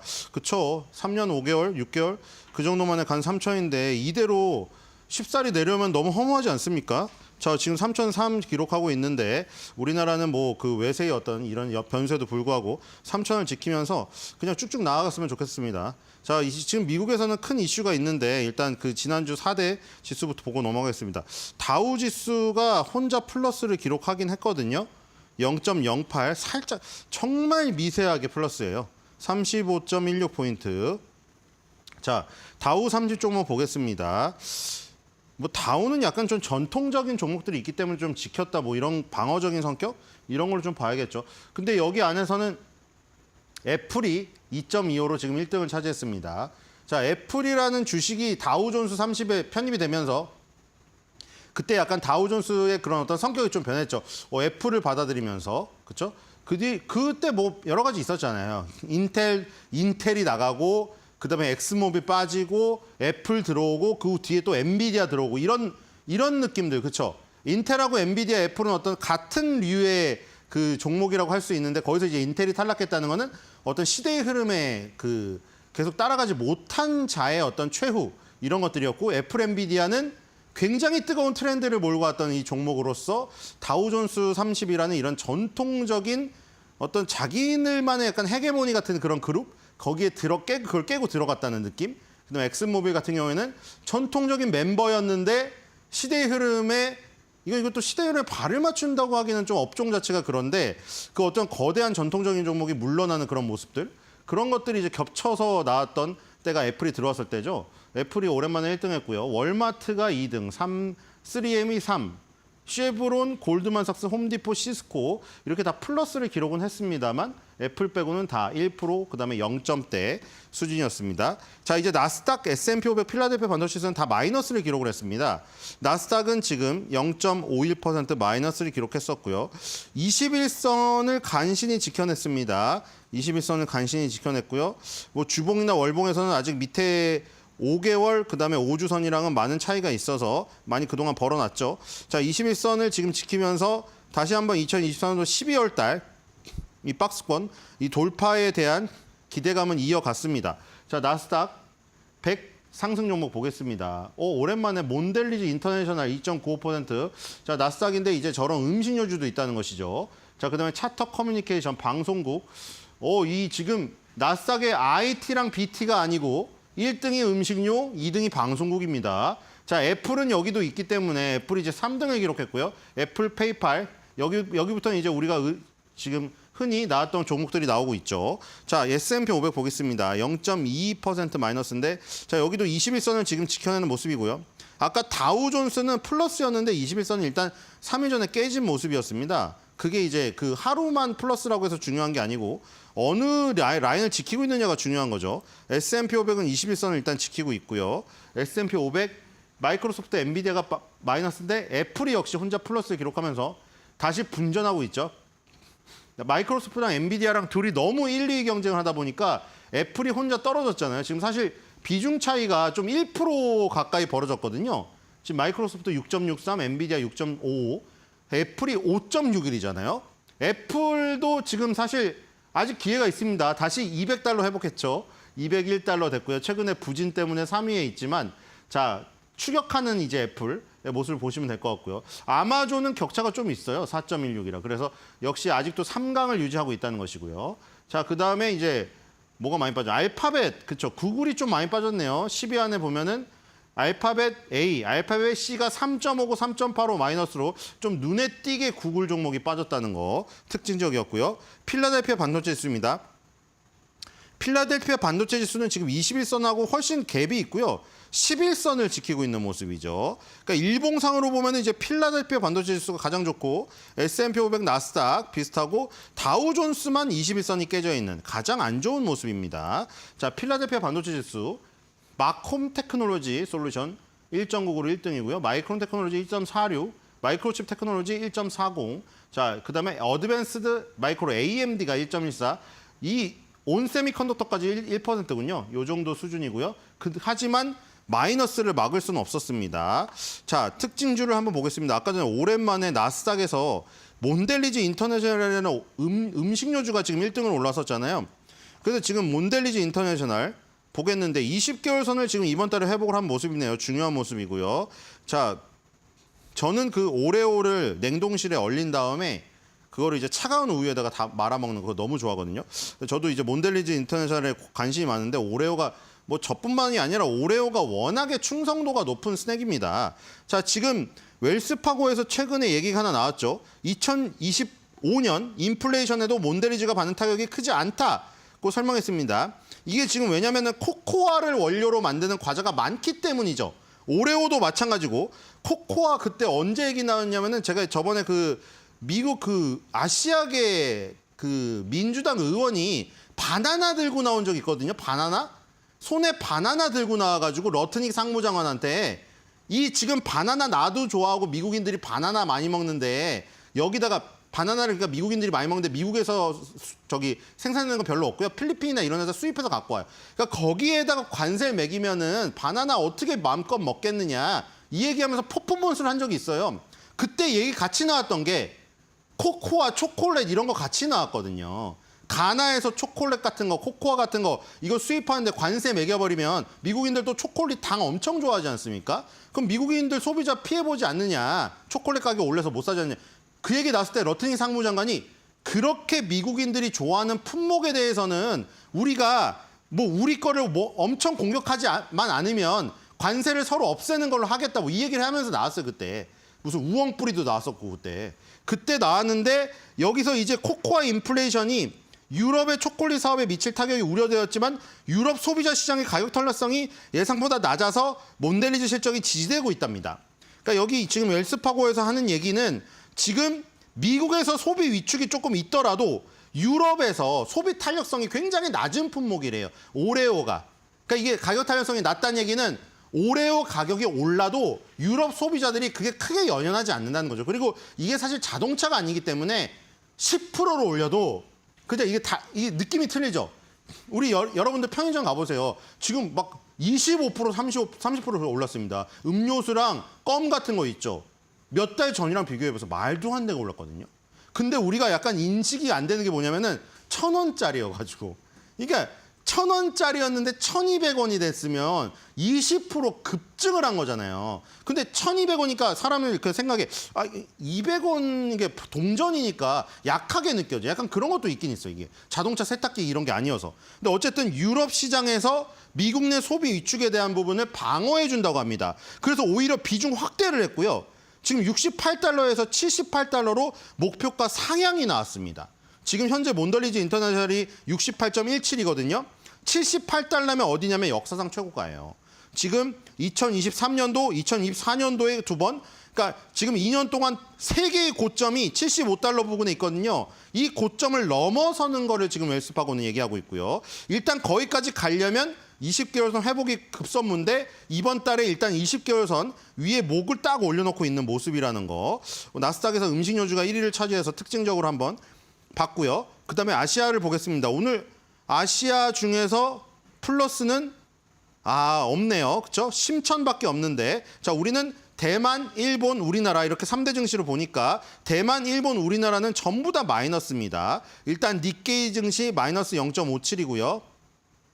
4만 선을 눈앞에 두고 그 부분이 어렵군요, 지금. 자, 보겠습니다. 도요타 자동차 0.7% 빠지고요. 자, 오늘 많이 빠지는 건 역시 소니가 2.44 빠지네요. 자, 소니랑 닌텐도 이 종목이 게임 콘솔 기기 종목이죠. 근데 소니, 닌텐도가 전부 10위 안에 있거든요. 그래서 지금 이 니케이 증시에 미치는 영향이 상당히 큽니다. 그래서 오늘 소니랑 닌텐도가 다 마이너스를 기록을 하고 있고요. 니케이 증시는 역시 마이너스입니다. 대만가권도 1.69. 대만가권이 지금 많이 빠지고 있거든요. 대만가권 보겠습니다. 자, 대만 TSMC가 2.84로 지금 3% 가까이 급락을 하고 있는 이 모습이 포착되고 있고요. 자, 우리나라 코스피 증시 보겠습니다. 코스피 0.49 마이너스지만 3,007포인트, 3,000포인트 다시 회복했고요. 코스닥은 마이너스 1.23%입니다. 자, 시가총액 상위 일단 4천억 원 팔고 있고요. 오늘 많은 그 수량을 팔고 있습니다. 금액을 팔고 있고요. 이렇게 되면은 8천억 가까이 팔 수도 있다는 거. 자, 삼성전자가 2.35 마이너스고, 자 네이버, 카카오의 강세가 여전히 계속되고 있습니다. 그 다음에 두산 에너빌리티가 10% 가까이 급등하면서 현대차를 제치고 시총 7위의 자리에 오른 게 특징적입니다. 자, 오늘 LPG 7.72로 섹터 중에 가장 많이 오르지만 여기 중앙에너비스나 흥구석유, 극동유화는 굉장히 그 테마기가 강한 중소형주기 때문에 제외를 하고요. 원자력 발전소 보겠습니다. 오르비텍이라는 종목이 상한가 가까이 가고 있고요. 코스피에서는 두산 에너빌리티가 10% 가까이 오르고 있습니다. 오늘 특징주로 보겠습니다. 엄청나거든요, 지금. 두산 에너빌리티가 이번 달에만 고가상으로 66% 올랐습니다. 자, 굉장히 의외죠. 왜냐하면 지난 정권 때 두산 에너빌리티가 다시 이제 원전에 어떤 르네상스를 열겠다고 해서 가는 듯 했지만 오히려 많이 안 가고 지금 현재 이번 정권에서 불을 뿜고 있습니다. 자, 계속해서 지금 트럼프가 트루스 소셜에 이란에 관련된 얘기를 중점적으로 올리는데 거기에 또 다른 얘기를 올리고 있습니다. 지금 이 감세 법안 중에서 내가 녹색 성장에 대한 부분을 다 깎았는데 그중에 나는 풍차와 나머지 쓰레기들을 다 싫어한다고 했습니다. 그러니까 풍차, 태양광 이런 거를 싫어한다는 얘기죠. 대신에 원전에는 힘을 실어줬습니다. 그게 지금 여기에 도움이 되지 않나. 그다음에 체코 원전 수주까지 있죠. 그래서 두산 에너빌리티가 오히려 태양광 풍력 녹색 성장을 주로 지금 한다는 이번 정권에서 오히려 불을 뿜고 있는 이런 모습. 6만 6천 원을 갖고요. 지금 대단한 시세가 아니지 않을 수 없습니다. 그동안 정말 가로막고 있던 이 3만 원의 연봉의 20년 선의 가로막을 이번 연도에 단번에 뚫어버리는 이번 연도 상승폭 고가상으로 벌써 278.35입니다. 대단한 시세가 아닐 수가 없고요. 자, 이렇게 되면은 풍차, 태양광 이런 걸 버리고 원전으로 가는 트럼프의 이 발에 맞춰서 두산 에너빌리티도 승승장구하지 않을까 이런 생각이 듭니다. 자, 이란의 문제가 걸려 있고요. 풍차의 문제가 걸려 있죠. 그래서 이걸 엮어서 한번 한 줄 매도평을 해보겠습니다. 트럼프, 이란, 핵 개발, 풍차.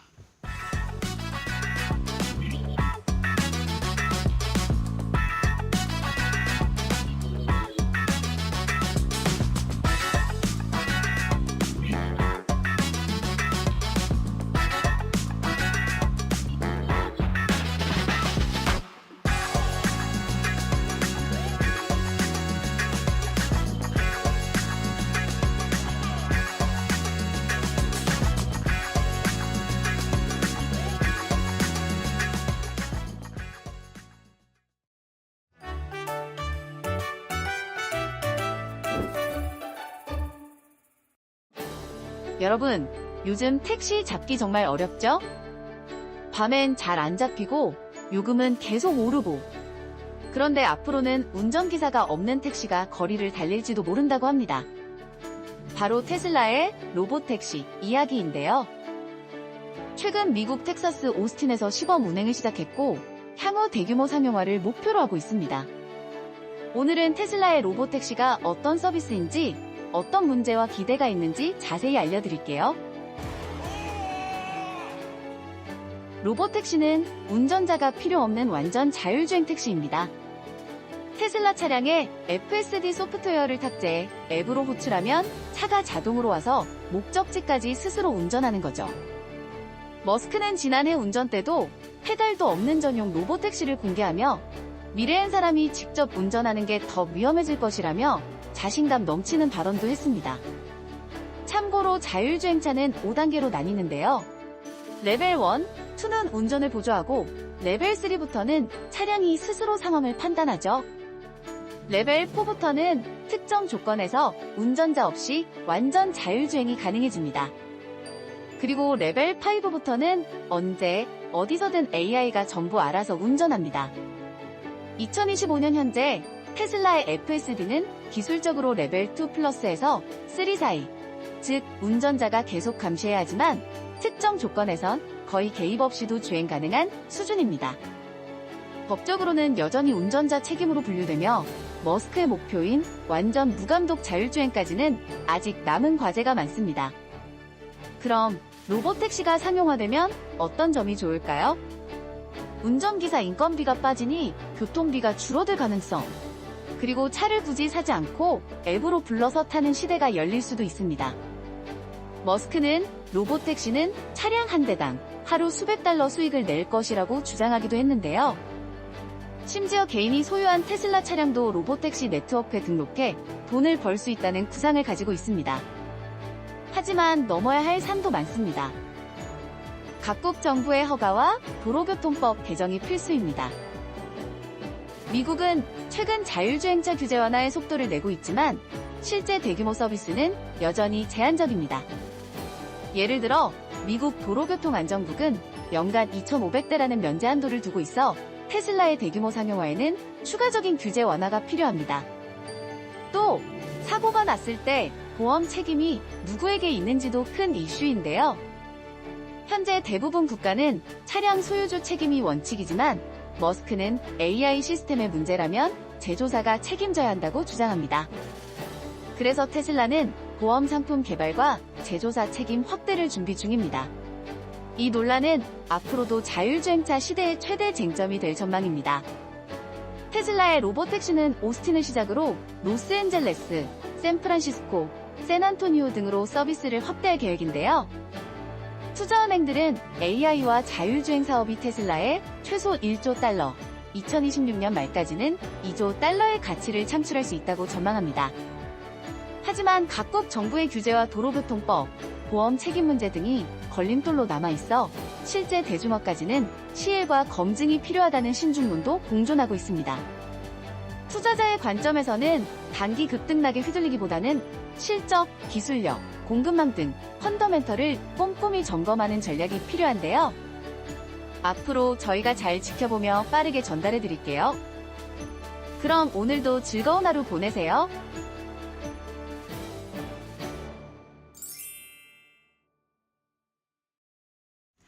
네, 우리 시장 3,000선을 넘기자마자 주말 사이 미국이 이란을 직접적으로 공격했다는 커다란 악재에 직면했습니다. 이 소식에 오늘은 지수가 전반적으로 조정받는 모습이지만요. 증권가에서는 단기적인 조정이다라는 희망적인 전망도 함께 내놓고 있다는 점은 주목해보시면 좋을 것 같습니다. 현재 지수 상황 함께 살펴보겠습니다. 먼저 코스피, 코스닥, 코스피 200 전반적으로 하방 압력을 받고 있습니다. 그 가운데 유가증권 시장이 장 초반 2,970선까지 내려갔는데요. 오름폭을 키우고 있다는 점은 함께 체크해봐야겠습니다. 현재 시간 기준으로 3,000선 회복을 했고요. 0.54% 빠진 3,005선 지나고 있습니다. 코스닥 마찬가지로 장중 낙폭을 조금은 회복하고 있습니다. 780선 회복을 했고요.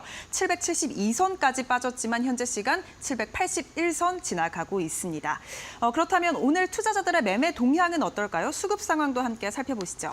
오늘은 개인이 1조가량 크게 사들이고 있습니다. 특히 외국인과 기관의 팔자세 속에 개인의 사자세로 현재 지수 낙폭이 조금 만회되고 있다라고 판단할 수 있겠고요. 코스닥도 함께 살펴보시죠. 현재 코스닥 매매 동향은 외국인과 기관 순매도 포지션 취하고 있는 가운데 개인이 1,000억 원가량 사자세 보이고 있습니다. 환율도 함께 살펴보겠습니다. 오늘 환율이 미국의 이란 공습에 급등 출발을 했습니다. 그 가운데 이 달러와 엔화 같은 기존 안전자산 위주로 강세를 보였는데요. 일단 원달러 환율 오늘 1,380원 선 어느 정도 오르면서 강하게 출발하는 모습 보이고 있습니다. 네, 오늘 시장 전반적으로 조금은 조정받고 있지만 다만 낙폭을 조금은 회복하고 있다라는 점은 함께 확인해보고 넘어가면 좋을 것 같습니다. 그렇다면 오늘 시장에서 특징적인 뉴스 어떤 게 있을까요? 바로 살펴보겠습니다. 미국이 이란의 핵시설을 직접적으로 공격하면서 전 세계 약 20%가량의 원유 수송로인 호르무즈 해협의 봉쇄 우려 더욱 커지고 있습니다. 현지 시각 22일 이란 의회에서는 봉쇄에 대한 의결을 마쳤습니다. 이후 최고 국가안보회의의 승인이 마무리가 되면 실제로 호르무즈 해협에 대한 봉쇄가 이뤄지게 되는데요.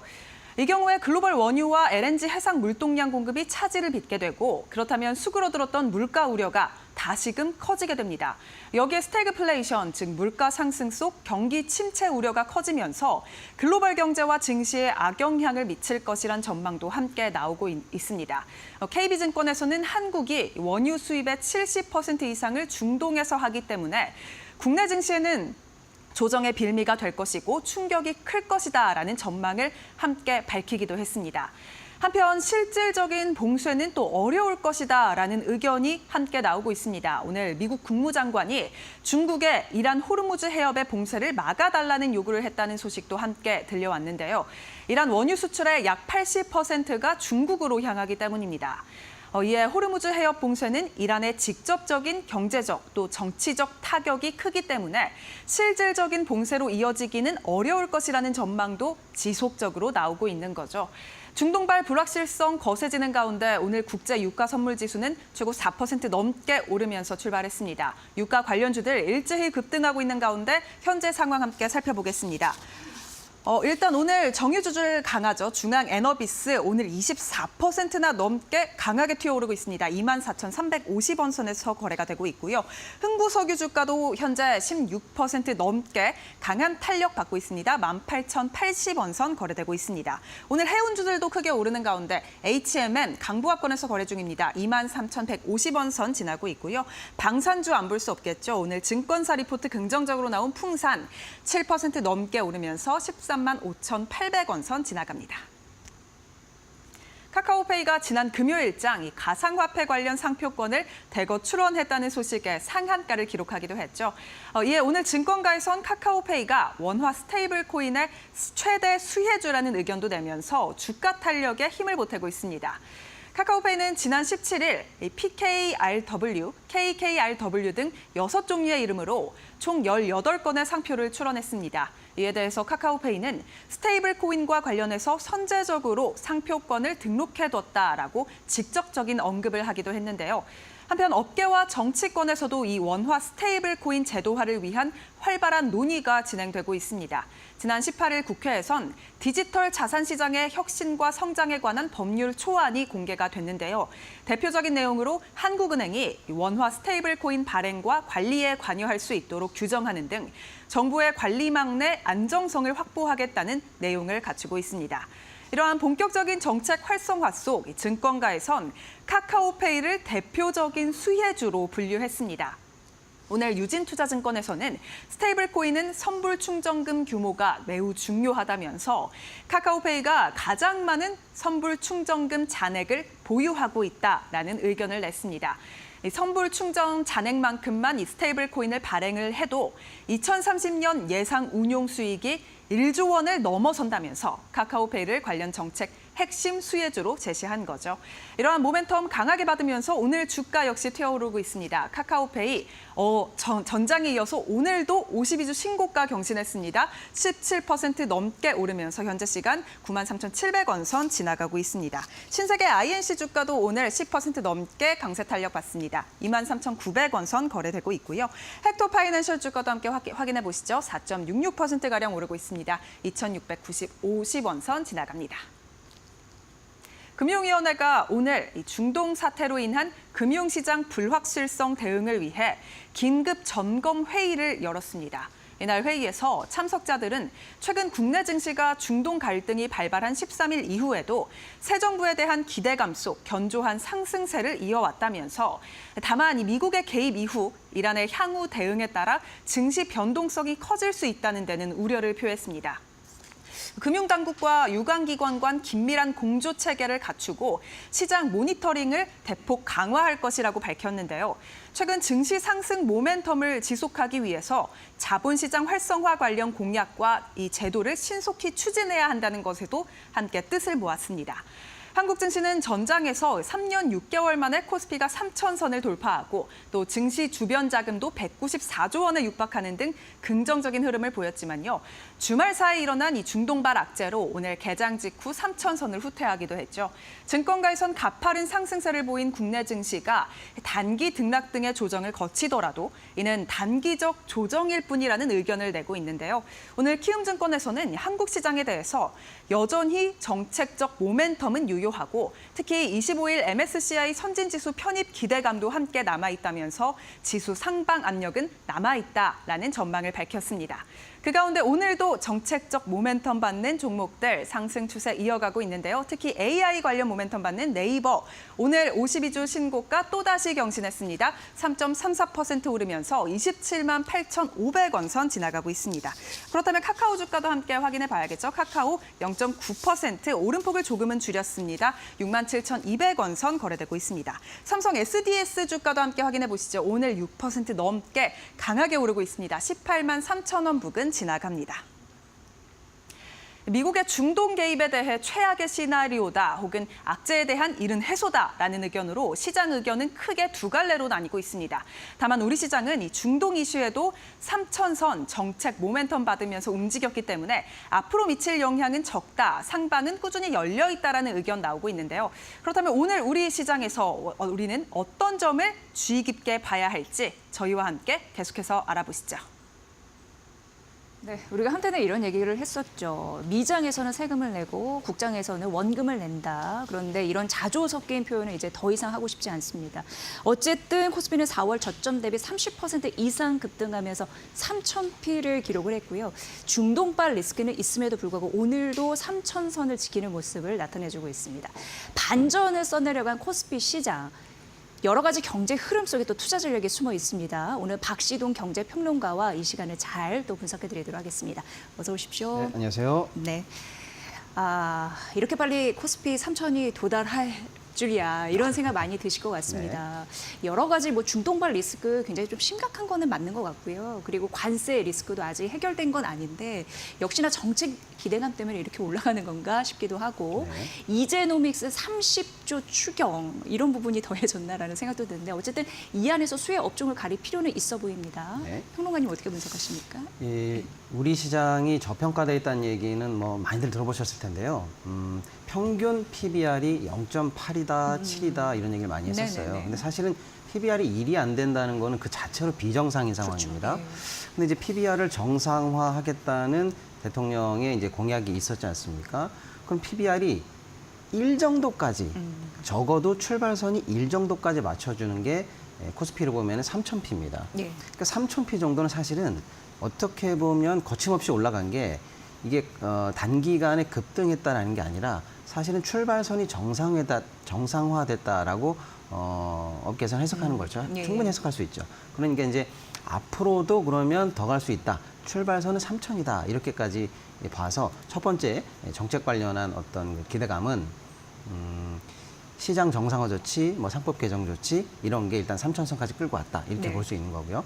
이제 나머지는 뭐냐? 3,000 위로 가는 정책들이 이제 아직도 대기 중에 있는데 방금 이제 앵커님 말씀하신 것처럼 일단은 내수가 좀 굉장히 안 좋은 상황에서 정부가 추가로 30조 정도의 추경 방침을 발표를 했습니다. 이것도 또 하나의 모멘텀이 또 될 수 있다 이렇게 볼 수 있는 거죠. 예를 들어서 전 국민에게 지금 최소한 25만 원 상당의 소비 쿠폰이 지급될 예정이지 않습니까? 네. 그러다 보면 자연스럽게 유통, 외식, 여행 같은 내수 소비 업종에 대한 기대감도 이제는 좀 생길 수 있다라는 거죠. 그 부분에서도 또 하나의 기대감이 여전히 있다 이렇게 볼 수 있는 거고요. 예. 또 이제 단순히 이제 소비 쪽 말고 건설 관련한 추경 예산도 조금 확보가 돼 있어요. 근데 이걸 이제 증시로 돌려보면은 그다음 우리 이제 주요 건설사들 특히 이제 지방에 거점을 두고 있는데 원래는 굉장히 이제 지금보다 훨씬 나은 평가를 받아도 될 만한 건설 업종들이 많이 눌려 있는 상황인데 이유가 뭐냐면 지방 미분양이 재무제표에 잡히면서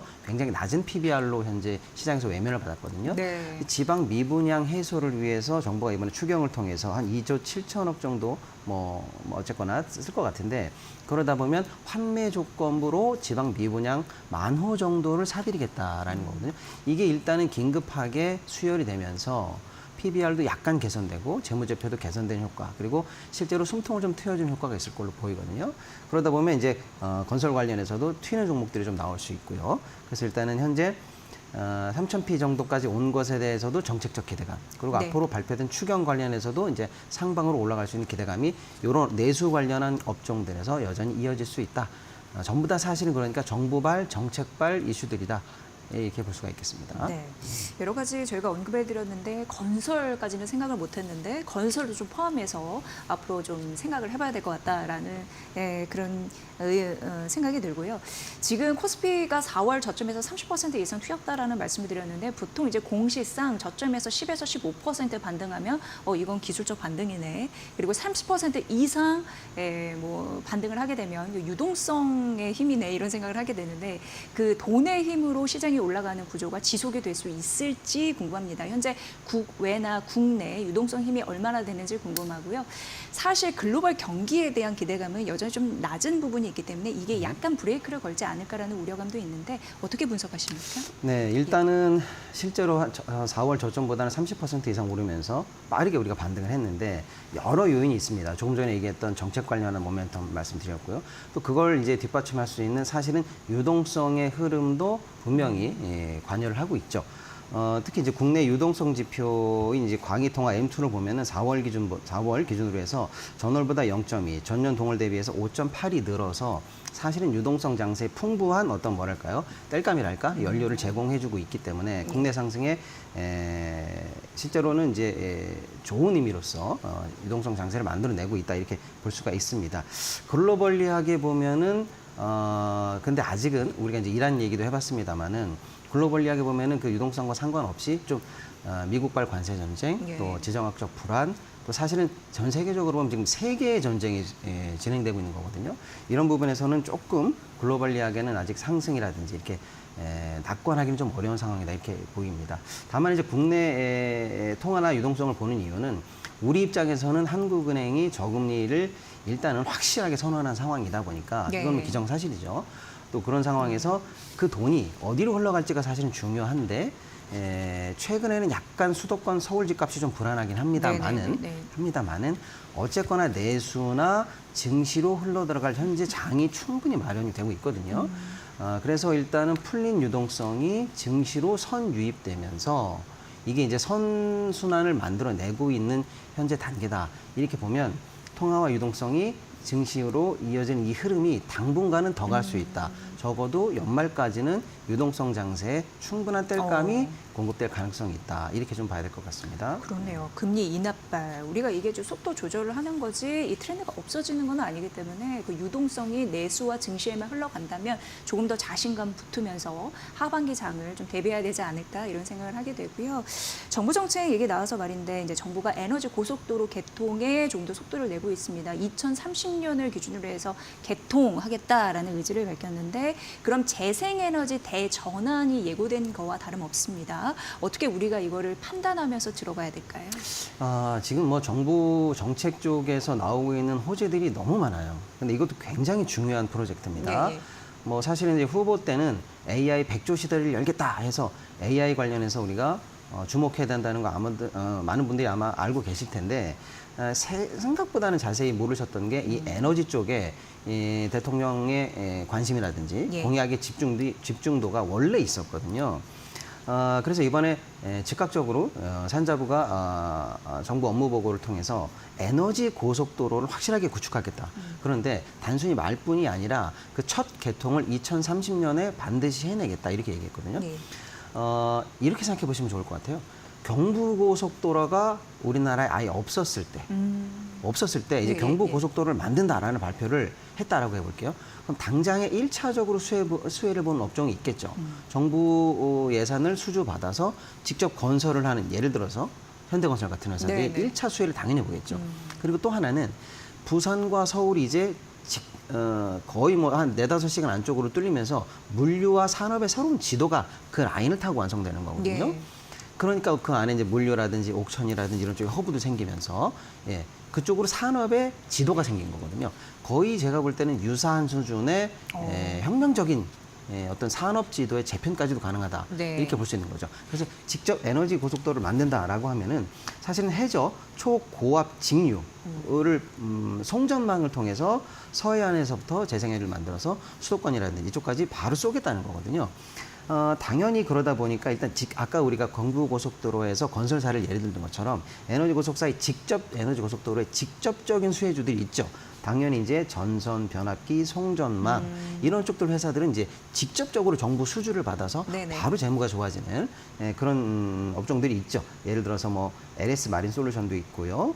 또 현대 일렉트릭, 효성중공업, 또 각종 전선주들, 가온전선, 대한전선 등등등이 당연히 직접 수혜로 볼 수가 있겠습니다. 근데 아까 이제 제가 2차적으로 고속도로가 완료되고 나면 생길 산업지도의 재편을 말씀드린 것처럼 이 에너지 고속도로가 생기면 그 라인 안쪽에서 전력과 관계된 또 다른 산업들은 그 지도 안에서 완성됩니다. 예. 예를 들어서 서해안 쪽, 호남 쪽에서는 재생에너지가 직접적으로 만들어지는 산업이 그쪽으로 이제 투자될 거고요. 또 그 라인 안에서 데이터 센터까지 전력이 많이 필요한 산업이 그 에너지 고속도로 라인을 타고 생길 거고요. 예. 최종 단계에서는 또 예를 들면은 반도체라든지 우리가 이미 충분히 예상할 수 있는 그런 쪽에서 직접적인 사업들이 그쪽으로 또 라인을 타고 만들어질 가능성이 있고요. 그래서 단순히 송전망에 그치지 않고 그 에너지 고속도로를 위시한 산업지도의 재편과 추가 재배치 이게 또 이제 지방 살리기 등등등과 엮이면서 2차적으로 굉장히 중요한 이게 선한 어떤 영향력을 충분히 미칠 수 있다라고 해서 단순히 에너지 고속도로 관련해서 뭐 정부 예산이 11조가 투여될 것 같다, 아니다 14조다, 뭐 지켜보자 이럴 수 있지만 그 이상의 2차, 3차 웨이브를 충분히 만들어낼 수 있는 굉장히 좋은 호재다. 지켜보면 발굴될 만한 좋은 종목들도 여기서 많이 나올 수 있는 중요한 테마다 이렇게 볼 수가 있겠습니다. 네, 지금 말씀해 주신 뭐 HD 현대일렉트릭이나 효성중공업 등 우리 시장에서는 굉장히 부각받고 있는 종목들인데 관심 종목에 다시 한번 등록하게 되네요. 정부 정책의 탄력들 어떻게 더 영향을 발휘할 수 있을지 궁금하고요. 평론가님 오늘 네이버 그리고 카카오페이 아주 무서운 기세로 네. 올라가면서 52주 신고가를 기록을 했습니다. 하정우 AI 그 수석 처음으로 이제 대통령실에 AI 관련해서 이제 장관이 생긴 건데 AI 소버린 뭐 이런 얘기도 많이 나오고 있는 상황이고요. 지금 못 들어간 걸 후회하시는 분들도 계실 텐데 어떻게 우리가 생각하고 이걸 좀 바라보면 좋을까요? 네. 예. AI 관련해서는 확실한 정책 테마다 이렇게 보셔도 될 것 같아요. 뭐 후보 때부터 100조를 투자하겠다 이런 얘기도 했고요. 실제로 현업의 전문가를 아까 앵커님 말씀하신 것처럼 수석으로 발탁하는 등 강력한 의지를 지금 정부가 보여주고 있죠. 그러다 보니까 관련한 대장주들, 당연히 네이버, 카카오가 집중을 받는데 네이버처럼 무거운 종목이 상한가를 맞기도 쉽지 않은데 예. 시장의 기대감이 압도적으로 반영되고 있다 이렇게 볼 수가 있겠고요. 카카오 역시도 한때 국민주다 이렇게 해서 높은 평가를 받았는데 뭐 거의 3, 4만 원대까지 사실은 추락했는데 오랜만에 카카오가 이제 이거는 우리 바닥이야 라고 할 정도로 호재를 만났다, 물을 만났다 이렇게 시장은 기대를 하고 있습니다. 제가 볼 때는 저 정도가 한계는 아니고요. 추가적으로도 계속 기대를 해도 좋을 것 같습니다. 이제 뿐만 아니라 단순히 이제 기술주인 네이버, 카카오뿐만 아니라 AI 관련해서도 역시 앞으로는 이제 반도체 연결해서요, 또 클라우드라든지 데이터 센터 같이 대규모 인프라 프로젝트들도 동시에 진행이 될 걸로 보이거든요. 관련해서 관련주들까지도 이제 주목을 해 보셔야 될 것 같고요.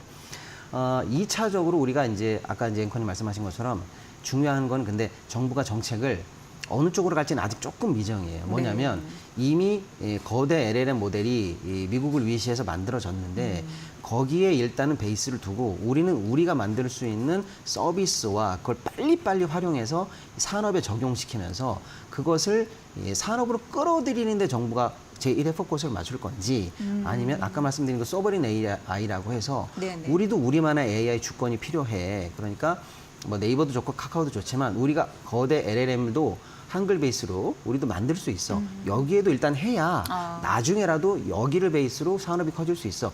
여기를 중에서 어디를 정책적인 우선하는 목표로 삼을지는 약간 미정이긴 해요. 네. 그러니까 초기에는 둘 다 가져갈 것 같아요.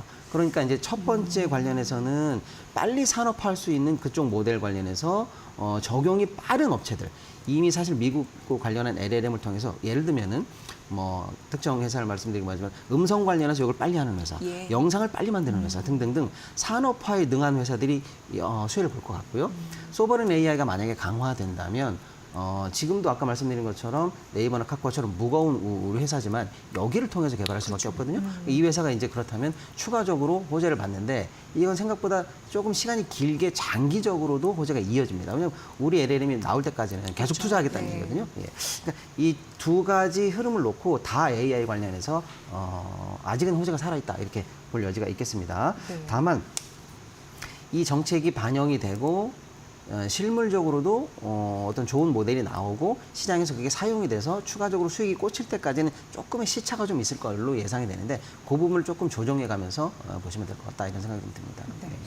지금 굉장히 중요한 말씀해 주신 것 같습니다. 정부 정책 딱 이렇다 명확한 거는 나오지 않았고 사실 이제 기대감 때문에 올라가는 건데 오늘 보면 소버린 AI에 대한 강한 집착 아니면 그 기대감이 좀 반영이 돼 있었구나라는 생각이 듭니다. 이게 향후 어떻게 좀 퍼질지 그렇게 투트랙 전략 잘 활용해 보시면 될 것 같고요.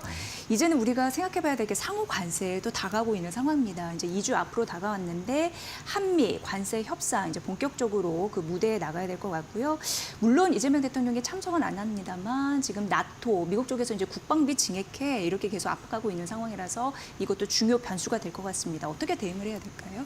일단은 당초에 미국이 상호 관세를 유예하면서 협상의 가이드라인으로 했던 기간 7월 이제 8일 내지는 뭐 9일인데 이거 관련해서도 이제 대선 전에는 소위 말하는 이제 7월 패키지다라고 해서 우리도 그 데드라인에 맞춰서 협상을 하자 또는 해야 된다 뭐 이런 의견을 내신 분도 있습니다만 현재로서는 7월 패키지는 사실상 끝났습니다. 예. 그러니까 어차피 이 가이드라인 안에서 협상이 되게 어려워요. 그러니까 이참에 다른 나라들의 협상 결과를 지켜보고 어떤 나라는 뭐 예를 들어서 영국 같은 경우에는 뭐 자동차라든지 이런 쪽에서 약간 최혜 대우를 받았네. 이걸 우리가 킵할 수 있고요. 예. 일본 관련해서도 어떤 협상이 이루어지는 걸로 봐서 우리랑 유사한 산업군인데 이 정도 혜택을 받네. 그럼 우리도 그걸 킵할 수 있고요. 이렇게 해서 다른 나라의 협상이 진행되면서 최혜 대우를 우리도 최대한 확보하고 그걸 가지고 다시 협상의 지렛대로 삼는 지혜가 좀 필요할 것 같다. 예. 그래서 어차피 늦어졌기 때문에 사실상 조금 여유롭게 가야 될 것 같고요. 그 안에서 우리가 이제 협상에 올릴 만한 다양한 사실은 전략들이 있었거든요. 예를 들어서 뭐 미국이 원하는 조선 관련해서 어떤 미국이 뭘 원한다. 알래스카 관련해서 파이프라인 관련해서 뭘 원한다. 그러면 그걸 들어줄 때 우리는 거꾸로 어떤 카드를 통해서 미국과 협상을 할 건지 이런 것들이 국가 전략으로 완성이 돼 있었어야 돼요. 이참에 촘촘히 우리가 원하는 카드들에 대해서 좀 세밀하게 전략을 짜고 들어가는 것이 좋겠다. 이런 생각이 좀 들고요. 이제 안보 관련해서 사실은 또 이제 미국의 방위비 관련해서 이제 증액 요구를 할 게 보이는데 만약에 우리가 추가적으로 부담이 좀 올라간다고 하면 거꾸로 방산 관련해서는 또 우리 산업을 좀 키워달라. 이런 식으로 활용될 가능성이 있으면 추가적으로 이제 방산도 지금 굉장히 이제 주목을 받고 있습니다만 여기에서도 이제 호재로 활용하는 이런 전략적인 링크가 좀 필요하다 이렇게 좀 보이고 있습니다. 네. 오늘 그 박시보 경제평론가님과 뭐 네카우에 대한 전략들도 말씀드렸지만 이 국민주의이지만 한때는 미운오리 새끼 취급을 받았었잖아요. 네. 근데 죽으란 법은 없다고 다 때가 있는구나 이런 생각 듭니다. 그때 투자할 수 있는 때 방향성을 알려주신 박시동 경제평론가와 함께했고요. 다음 주 월요일도 좀 좋은 콘텐츠 부탁드리도록 하겠습니다. 오늘 많은 도움 됐습니다. 감사합니다. 고맙습니다. 네.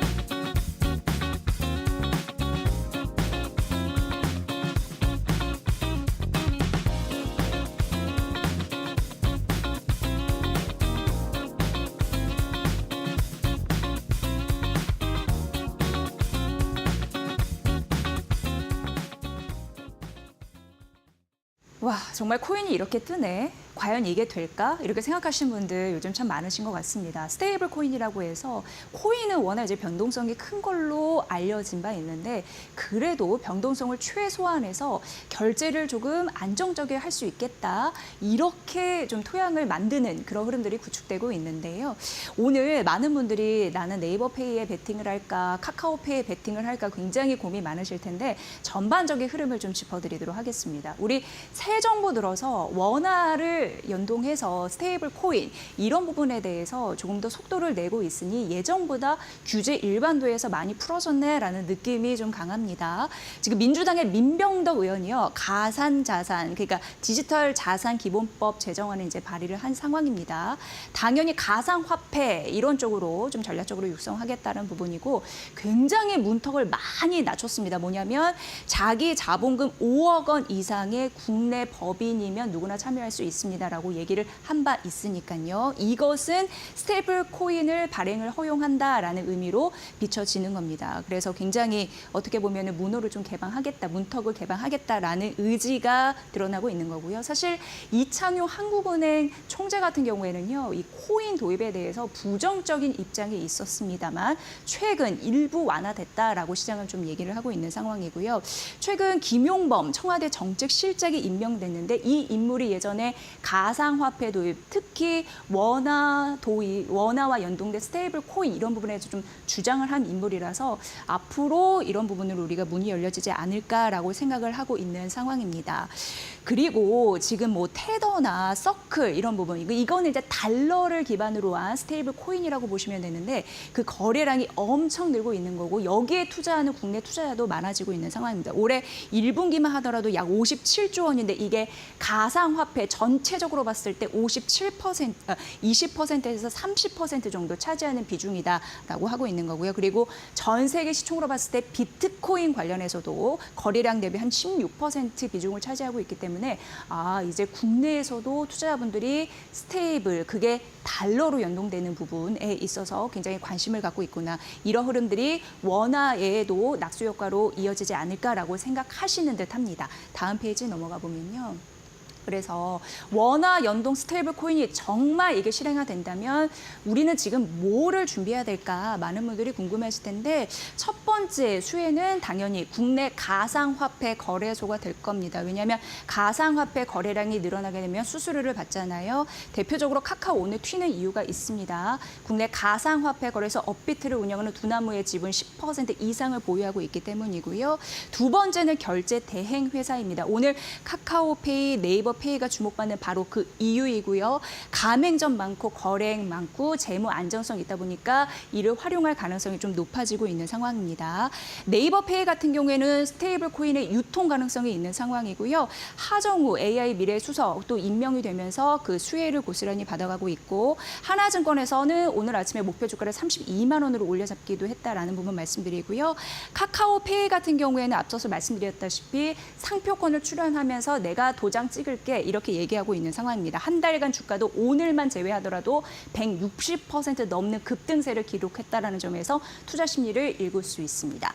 아직까지는 이 코인 관련해서 법제화가 된 거는 아니고요. 시장과 정부가 소통을 이루어진 것도 아닙니다. 스테이블 코인 관련해서는 유통이나 그리고 여러 가지 뭐 거래 이런 부분에 대한 기업이 확정되지 않은 상황인데 국내적으로 봤을 때 이런 흐름은 이어지고 있다라는 부분에서 투자 비중 확대에 대한 의지가 있다라는 점까지 설명을 해드리도록 하겠습니다. 계속 관심 가질 종목들이다라고 말씀드리겠습니다. 자, 우리 시장 오늘 일단은 초반에 좀 조정받다가 3,000선을 회복하긴 했습니다. 개인 투자자들이 지금 엄청난 매수를 하고 있는 상황인데 이제 오늘 밤에 미국 시장이 또 어떻게 열리는지 잘 대응을 하시고 아직까지는 저희가 긴장을 늦출 수는 없기 때문에 좀 저희 이데일리 TV 보시면서 대응을 하셔야 되겠습니다. 네, 오후까지 성공 투자하시고요. 저희는 내일 이 시간에 여러분을 뵙겠습니다. 함께해 주신 여러분 고맙습니다. 고맙습니다.